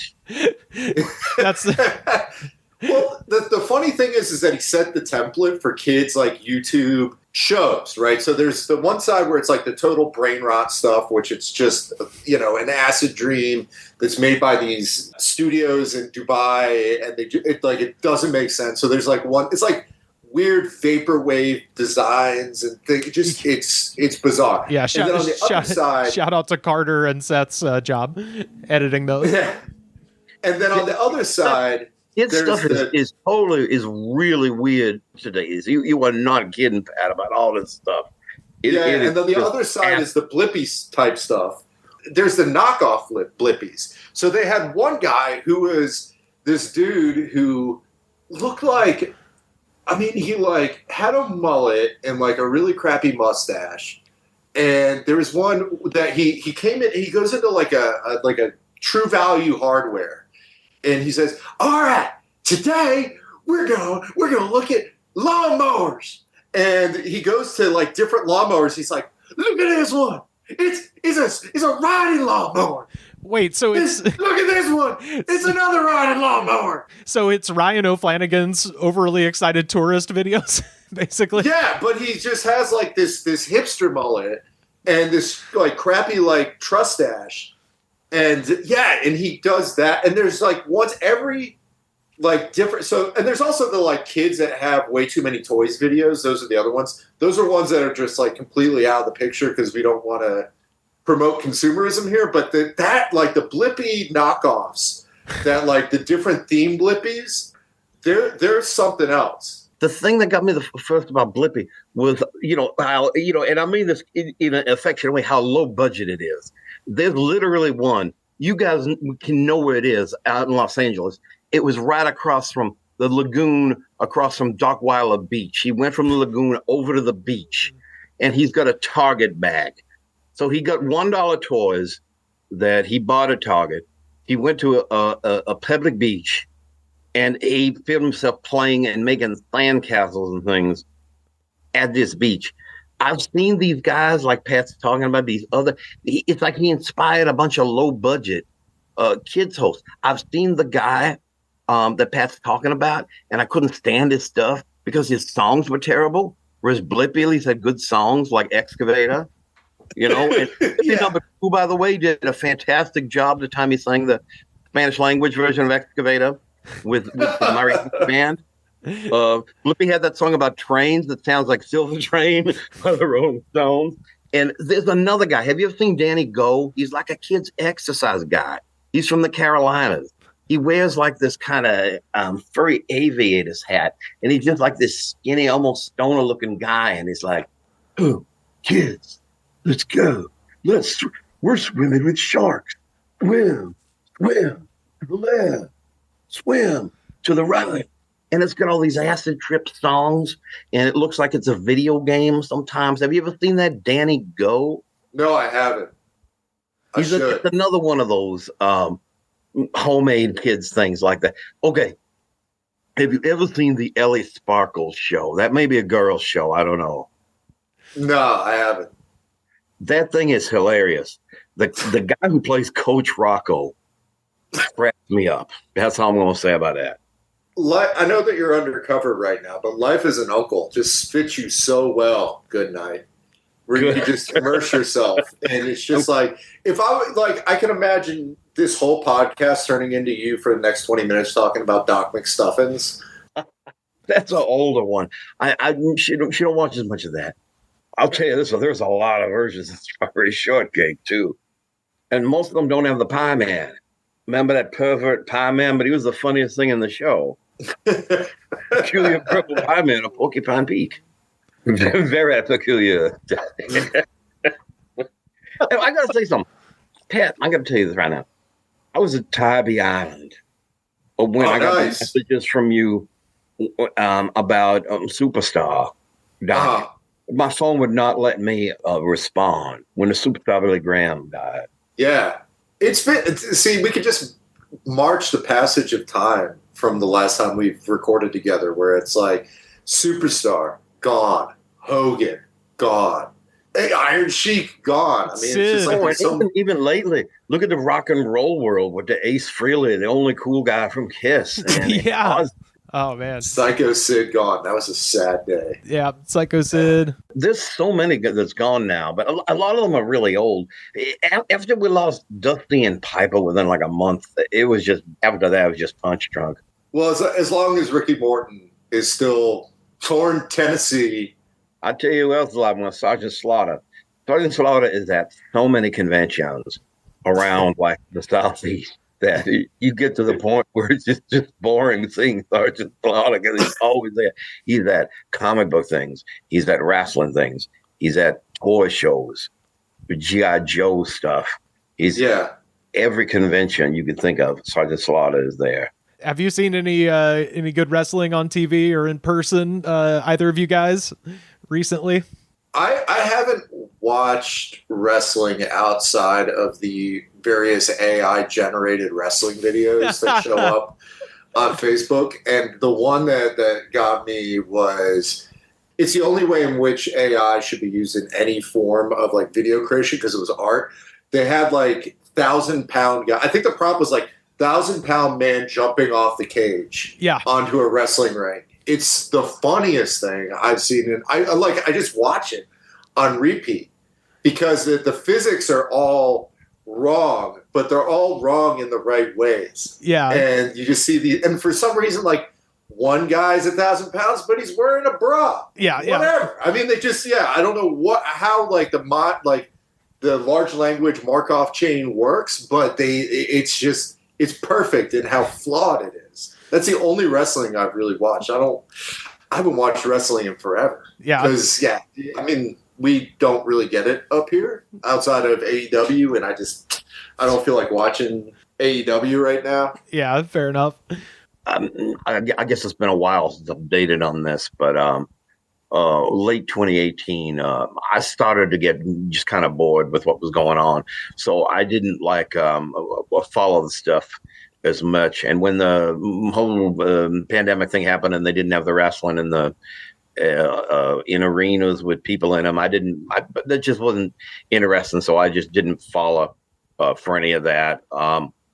since it come back, because of the network and all that, I'd see every now and then, I didn't follow it regularly, but I'd see things like WrestleMania or one of the big ones there. I'd seen so basically I've seen like the Bloodline. I know what that is. I've seen like, the rise of Cody Rhodes, which is something to think of because you remember Pat and Rivers when we was at that G1 climax.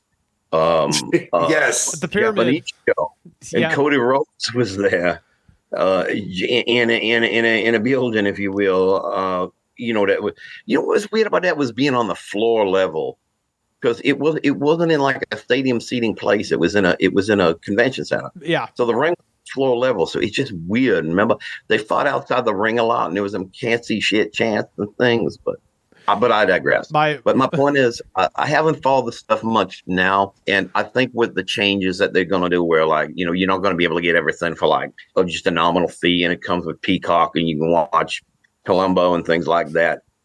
That makes me lose interest even more because I ain't getting no ESPN app to watch. Yeah, stuff. I mean the one thing though that we did get, even though we were at the ground level, was plenty of views of Billy Gunn's ass. I was about to say, the commentary was the best. The guy sitting behind us, somebody goes, yeah, he's like 48. And he goes, dude, his ass is holding up pretty good, bro.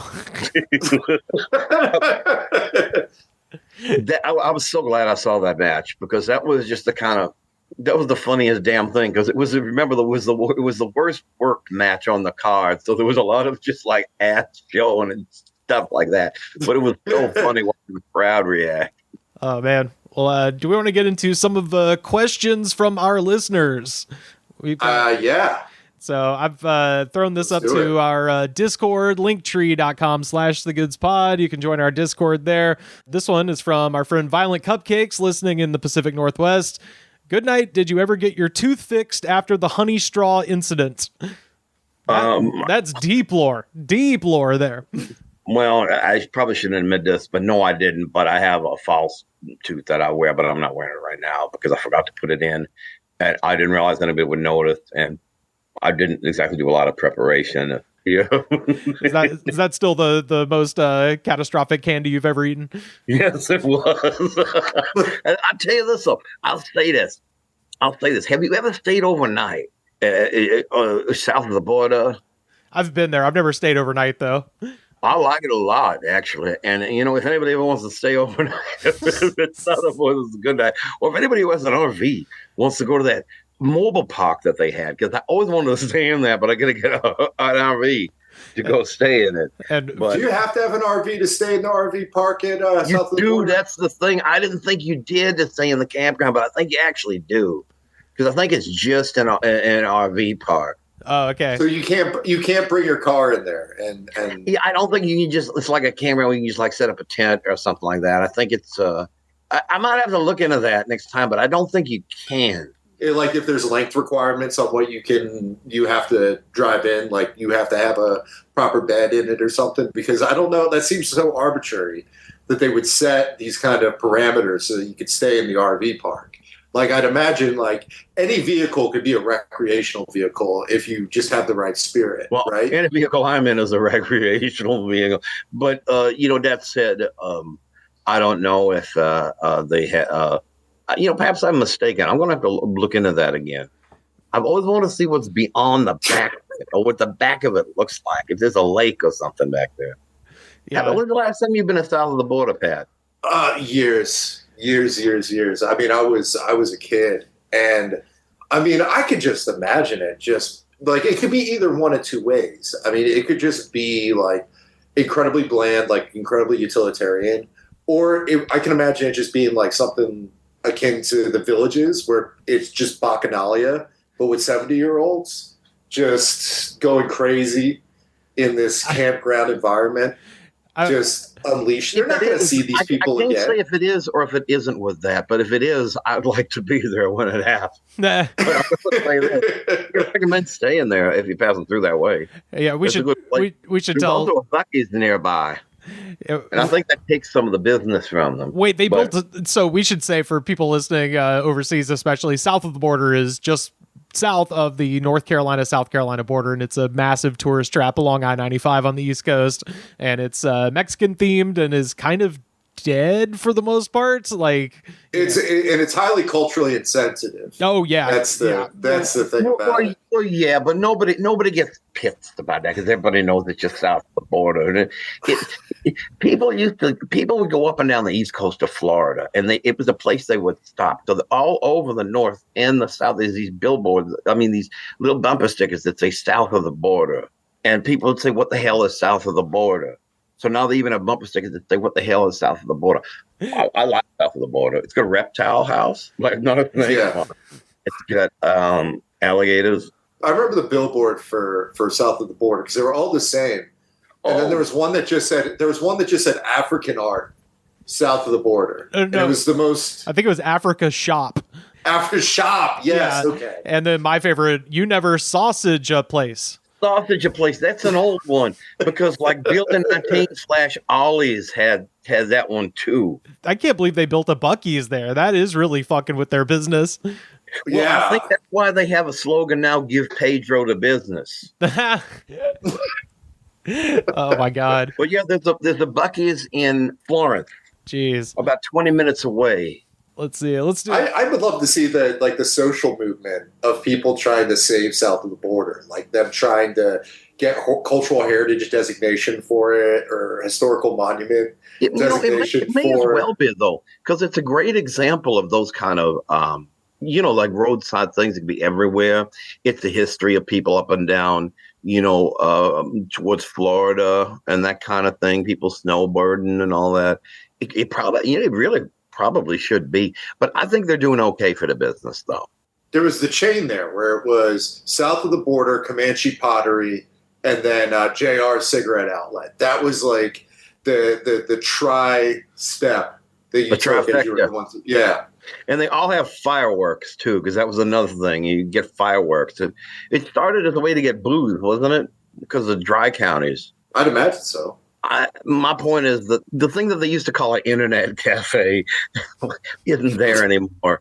And now it's become, it's most recently become a thing that I think is supposed to be like a spoof on Buc-ee's because they've got like a beaver with like a sombrero or something. And it's called like, I can't remember the name of it. But it's some kind of like probably, junk gift shop or something. But south of the border, it's a great place. But I digress. We must get to questions. This is from our friend Palox. Mr. Goodnight, how fares the eternal battle between you and your arch enemy, Senor Buenos Noches? Oh, that guy, he's been deported these days. I think they're doing a great job, personally. Getting him out of there. He's the one guy. Well, speaking of that, this is the Ginge. Could Dr. Pat help sneak us over the border soon? I think this is American. Yeah, I'm not a citizen yet.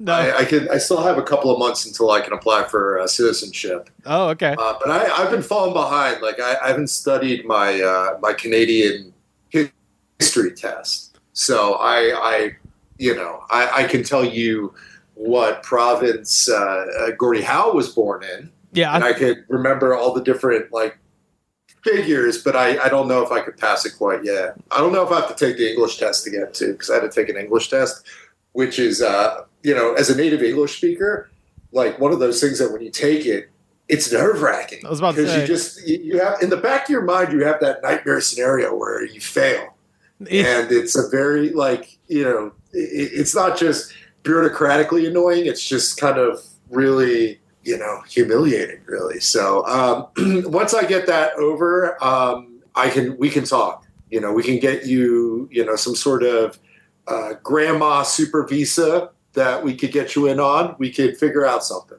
This is from our friend Dom in Nashville. If you had to wrestle your successors, Sam and Carter, who would win? I don't think Goodnight ever met Carter, actually. So, me or Pat? Both of y'all. This is, I guess, like a tag. This is a tag team sitch. One of them was tall. The fellow from Texas was tall. Yeah, that's Sam. I think we find a way between Pat's height and my gang fu. I think we'd be able to figure it out. Because Goodnight's a martial artist, right? Well, we forget this. We forget that that lots of people forget it. It's surprising. Yeah. Much to their peril. Like Exactly. Mr. Goodnight is. You never know who can be a ninja. That's what ninja was all about originally. And I've seen demonstrations. A gardener that kills you when you're not looking. Exactly. Goodnight's got a black belt, and he can chop you down to size. And he got a cardboard belt, too. All right. Sam and Carter, you're on notice. This is our friend Straw Hat Jabroni listening out in Vegas, I believe. Pat, any advice for someone who will hopefully be graduating with their history PhD soon and will be looking for a job in academia, and then in parentheses, planning on going back to the UK if that's relevant. So, yeah. Run away from academia. Just go. Get involved in, AI or something. I don't know. See, history is weird. Because, you remember when Ben was on, like Ben Sawyer. Yes. And the times Ben Sawyer's on. As a history major, he has opined about how hard it is to, as a history major, to get into academia, because it's one of those things where. But the thing is that you brought up the fact that you're going back to the UK, and that's probably a lot better when it comes to the liberal arts, when it comes to the humanities. So I would say, not to be funny, keep your options open. If you're into teaching, one of the things is that people in academia exalt research and they, kind of downplay teaching. If you're into teaching, there's a lot of people that are in research that don't want to teach. And I think that it's something that, as long as you set those boundaries where you're not an underpaid adjunct, that's something that you can really do well with. Also in the UK and in Europe, if you have a US degree, people actually look very kindly on it and open it up. See, maybe Ireland, maybe somewhere else. Like, I think one of the things is that as long as you keep yourself open to location and you're not too picky, you'll find a place. And then also, as well, there's a lot of ways in which you can do things that are really kind of, adjacent, right? So yeah, you might not work in terms of being a university professor, but if you are open to teaching in a really nice, private high school, or you're open to doing conservation work, you're open to doing, trust work, national trust sort of stuff, right? You can just get close to what you want to do in academia and kind of press on those things that keep you interested and do quite well. I mean, it's a really tough journey, and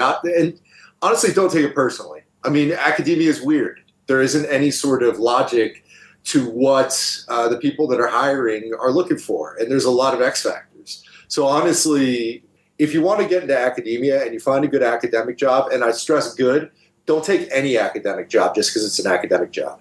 Take a good academic job. And if you can't find that, you can persevere and do some sort of research associate thing, or you can get something that's as close as you can possibly get. So, we get socialized in academia to think the only job you can get is in academia. And if you don't get a job in academia, you've not met the demand. You haven't met the mark. But that's not true. Like, find the thing that is closest to what your interests are and pursue that. And with history, there's a lot of things you can do outside the confines of academic work. And academic jobs outside of the university, outside of the academy. And the thing is that because there is such a draw for working in the academy, people will take advantage of you. So, set your boundaries, set where you're happy at, don't take any job, figure out what works for you, and realize that if the academy doesn't turn out, that's okay. Find something that's close. And, if you can be flexible, because there are opportunities out there. So, and the seriousness. This is the same guy. Question for Goodnight. When will you be announcing your presidential candidacy? I am willing to commit voter fraud. That's not a job I want. No. Besides, how can I do my classified undercover work and be the president at the same time? Do out in the open, you see. Isn't there a James Patterson, Bill Clinton book that is basically that, where the president has to go undercover? Pretty sure they wrote a book together and that was the plot. Unless that was some weird fever dream, but I'm almost positive that them two linked up, and that was the rough plot of the book. Was like the president had to do some secret undercover shit, and you're just like, I don't think that's possible when you're the president. I do imagine that is like a Bill Clinton alter ego. Like he has this sort of magic alter ego, like when nobody's around. He's Duke like Silver. Nobody's in the room. Yeah, he's Duke Silver. Yeah. And he just he imagines the scenarios he gets into, and he has like his own Duke Silver voice, but it sounds just like his regular voice, and nobody really knows. I think that is a thing. I think that's something that I mean, it sounds small schmaltzy enough to be something that a president would do once they got out of office nowadays in order to get some money train going. Stump Chunkman says, when's Dr. Pat coming to Toronto so I can meet him? Shout out to Toronto. I'm surprised. I haven't gone to anywhere in Canada outside of where I'm at. Like I haven't gone to any of the other provinces. It's very strange. Outside of staying in the being in the airport. Like I haven't. I'm a really horrible Canadian. Right? Yeah. I don't know. Like people ask me about hockey, and I just kind of nod. And I'm like, yeah. Mario Lemieux, that's pretty cool. And Cam I just have Neely. nothing. Yeah. Tim Horton. Oh yeah. The Minnesota North Stars and the Whalers are pretty sweet. Yeah, man. Like I just have nothing to offer. It's actually really funny because everybody's turned to the World Series right now, and that's like everything. Everybody is obsessed with the Blue Jays, like nationwide. People are going nuts over that sort of thing. So one day I will make it to Toronto and take me to the finest Jamaican Patty's place in Toronto. Hell yeah. Last one here. This is from our friend Dami listening in the Sunshine State. What is a conspiracy theory or weird mythos that you've come to believe over the last few years? That CM Punk was there to ruin AEW from the inside. Ah, yes. Because it might as well have been. I even watched that stuff. I've never even seen that. At first, AEW, the only thing I'd ever seen, I'd seen it before I went to the commercial, something like once or twice. The only thing I'd ever seen was the lady that was the dentist. Oh, yeah. So I hadn't seen much of anything. I think I saw a little bit of the Daniel Bryan and somebody match with the Kenny Powers or whatever, or no, Kenny Omega. Kenny Omega. Yeah. That's Kenny Omega. We saw him at that thing too. But I think I saw some of that match and thought it was kind of slow, actually. But the thing is, AEW came and went before I saw any of it. Yeah. And the big before and after seemed to be just CM Punk who ruined that thing. Years ago, he goes, they talk about the anti-bullying. This is my pipe bomb and all this stuff. Yeah. 50 years later, he's beating people up backstage. And Tony Khan claims he's banned for life. Oh, yeah. Oh, actually, real quick follow-up to that. How stoked is neighbor Frank that AJ Lee is back? Oh, well, he's married again. The AJ thing kind of had a culmination because he actually went to an autograph signing and he got a picture with her and he kind of pranked all the friends with that. And so it was, he kind of won on that. And the thing is too, when he was there, people asked him if he was AJ Styles because the way he had his hair and stuff, then he actually looked like but AJ Lee's back. But the AJ Lee coming back, I didn't actually see it. I don't think he's seen it neither. Because wasn't it on that thing we had to buy, where they had to have Cody Rhodes come out and tell you 3 steps of how to do the pay-per-view? I don't even look at 4 fingers. Three steps to the pay-per-view, and nobody's paying for that when they've had WrestleMania plus all the other pay-per-views plus all the wrestling there's ever been. For $10 for almost a decade now. Yeah. I believe that Charlie Brown is actually Jimmy Valiant. I believe that conspiracy theory. But no, that's like the thing where conspiracy theories like QAnon and onwards are basically all just, with the proliferation of like the internet and all that sort of thing, like that's something that has just kind of ruined, like late internet has ruined conspiracy theories. I remember when I was a kid, the big conspiracy theory about the Clintons getting Vince Foster assassinated. Yeah. And that becoming like, I remember when I was a kid, people would take out infomercials. Like late at night, you would, flip through the channels and you would come across some guy in some like cable access type studio talking like with graphs and things like that, talking about his plan, his explanation. And he wasn't selling anything. They weren't selling anything. They just would like talk about this kind of connecting the dots, connecting the dots. Yeah. Billy Jack Haynes style. And see, that's Goodnight. We weren't around talking together through the Billy Jack Haynes murder saga. Like that's something really Yeah, I know. But, and they would send like unfortunately, that guy Slapnuts was, after years of not hearing from him, he was back in time for Billy Jack Haynes. So now I have to listen to him. I know, but when you're little Elvis Presley, you have to, Hey, scared. They would send like mailers out to everybody over the age of 65.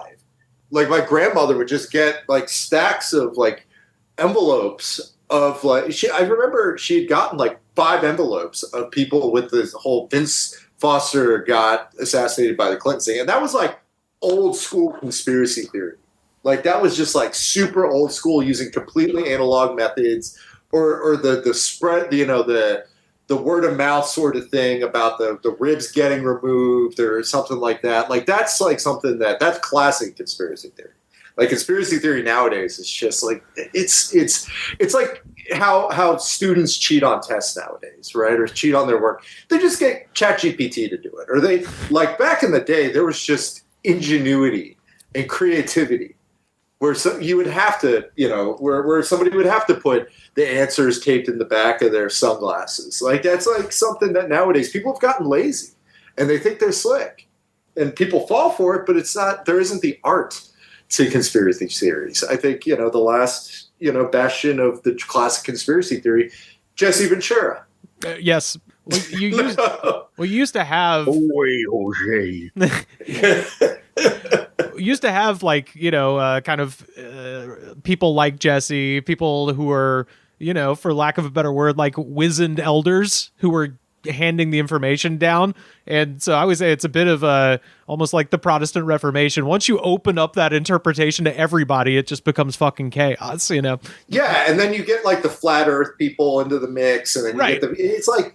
It's just there. When it was a simpler time, you would just get like something that was like, the wizened elder would come down and be like, "Did you know that Marilyn Manson got his bottom ribs removed? And I will tell you why he got his bottom ribs removed. You're never gonna believe it.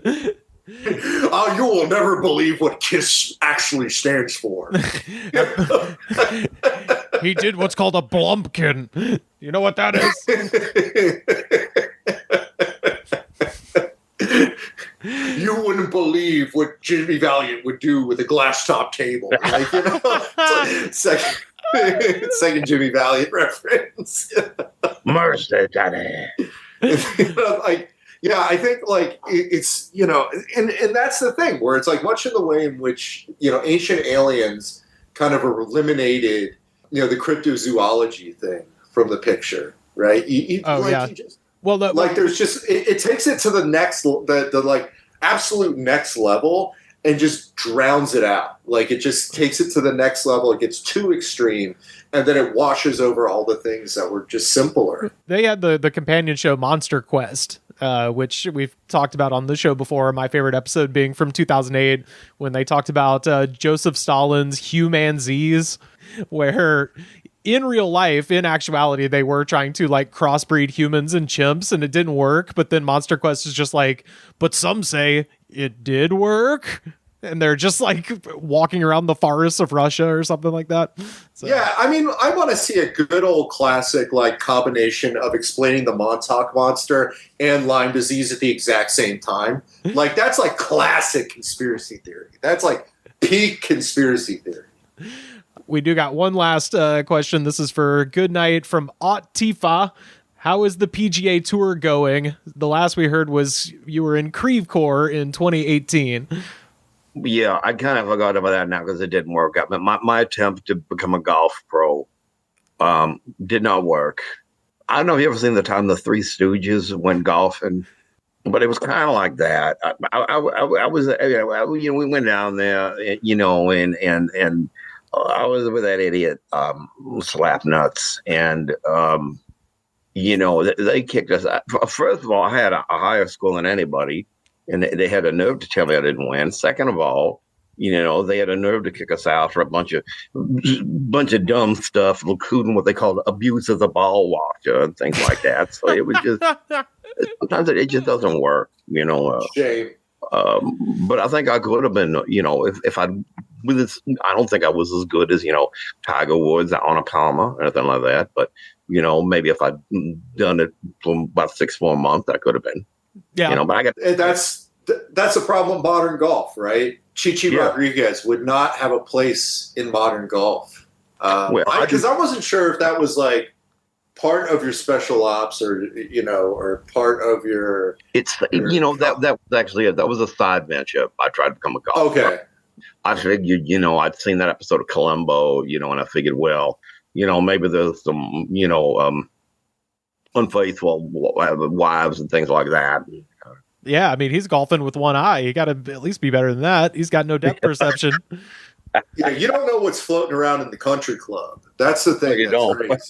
I don't think the thing of this game, sure. I can't pick it up, but it's just one more thing, sure. I had to do my Columbo, because I'll do any excuse. Oh, well. To do my Columbo.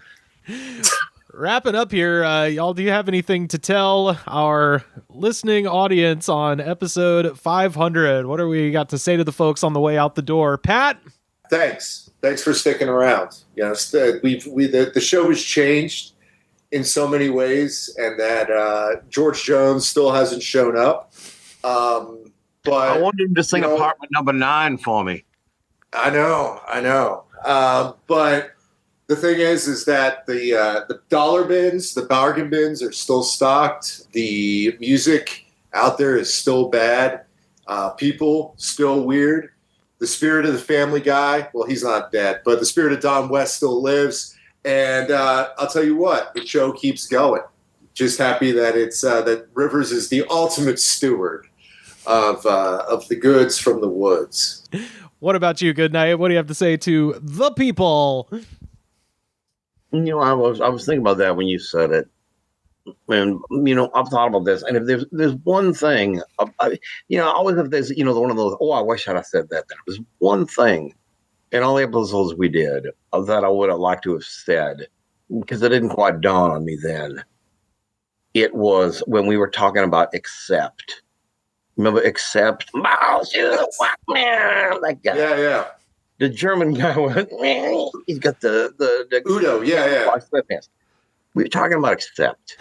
And you remember there's in the middle of the balls of the wall, there's that part where he's just saying, put a knife up the wall now. Yeah. You remember that stuff? Yeah, where he threatens to put a bomb in everyone's ass, yeah. Yeah. If you listen to accept, you can clearly hear that they sound like AC/DC. And they're German guys pretended to be AC/DC because AC/DC was big in continental Europe before they broke big. You know what I mean? Because they broke big in different in Europe and Australia and America different times. So they were pretty big in continental Europe. And I think they still are. And so really Accept is trying to sound like AC/DC, but AC/DC with the first thing of Bon Scott. And you may remember with Bon Scott, there were some of these songs like Jailbreak and Wanna Be a Rock and Roll Singer. Yeah. The Golden Handshake and all this shit you learn in school. And he does these kind of like drunkalogues like this. And so the Accept stick a world up the ass is a German guy who doesn't speak English too well, trying to do a Bon Scott drunkalogue in the middle of it. Yeah. And I mean, it's still fantastic. But really, that's the main thing that I could remember that I wanted to say. Wow. It's a perfect way to end it. Boys, thank you so much for being here and doing this. This was a ton of fun, and we'll see you next week.